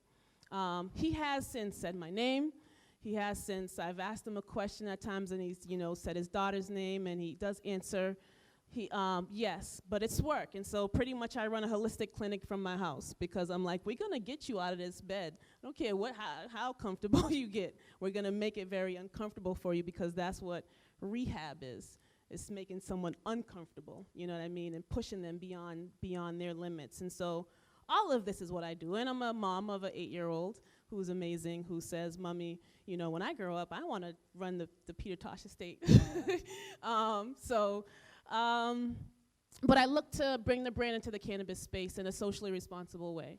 I also look to, figure out to build curriculums that are built off of the fundamentals of my father's words, so that it's not just me, one, going into schools teaching this philosophy, but it's something that can be branched off and, it can have more access to more individuals, because the words and the work of my father is very important. We also are working on a major motion movie and a play, but as you can imagine, that has to be powerful. So I'm always like, nope, not good enough, nope, not quite right. Always, we're in revision after revision after revision, because I know that anything that we visually see that represents my father has to move you in so many ways. It has to educate you. It has to make you feel inspired. It has to make you feel a little bit of pain and frustration.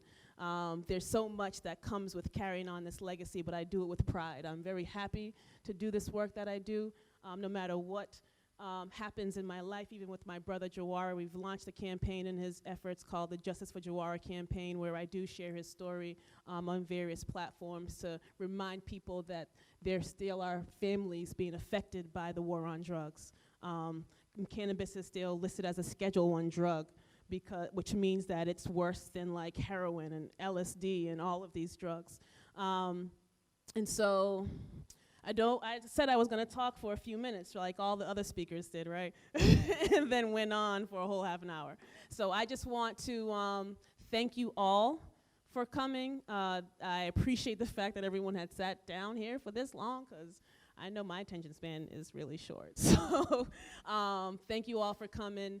Thank all the speakers. I appreciated all of your contributions, and I hope to see you all next year. I also hope to see you at the music festival. It's going to be a phenomenal celebration. And that's all I got to say, so thank you.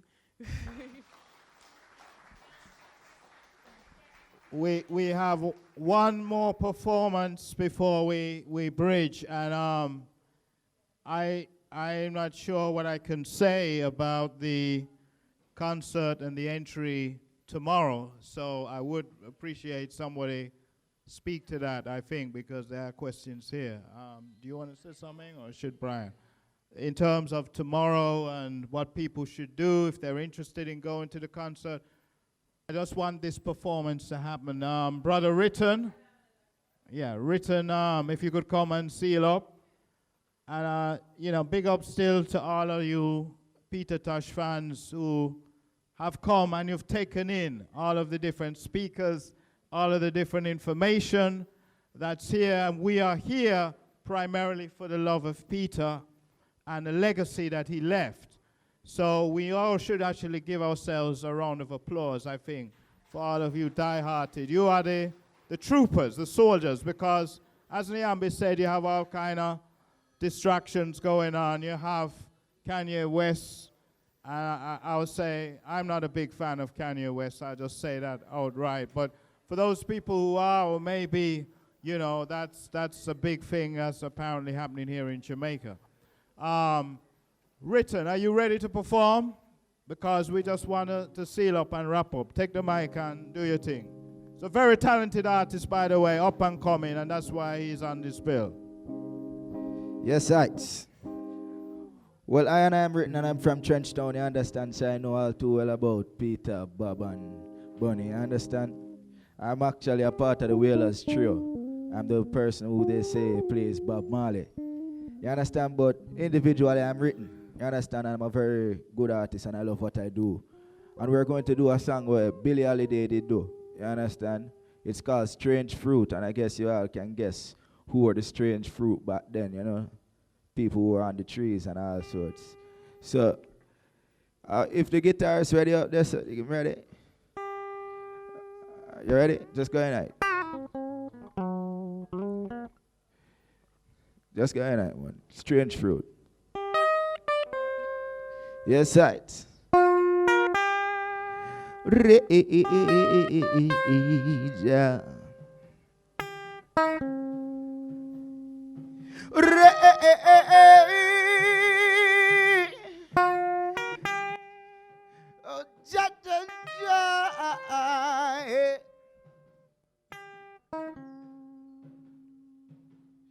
southern trees bear a strange fruit, yeah.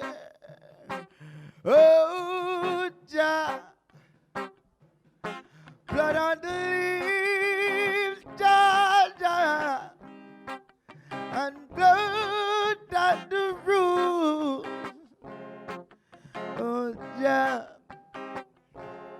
black bodies, yeah, swinging in the southern breeze, yeah. There is a strange fruit, oh, Jah, hanging from the cotton tree.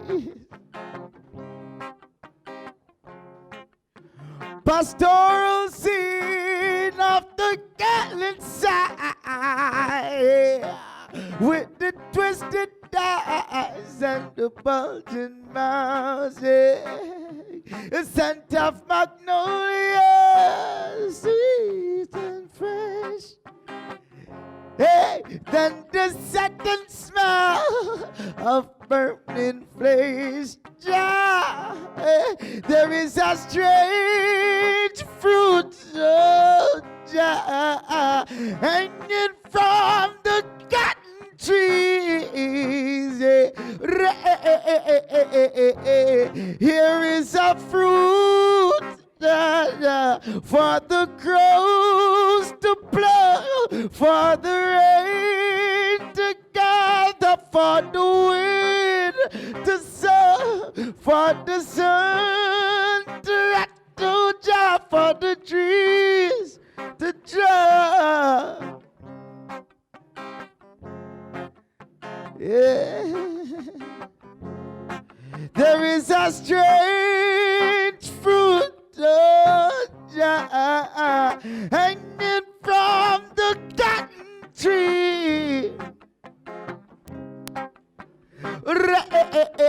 There's a strange fruit, oh, Jah, hanging from the cotton trees.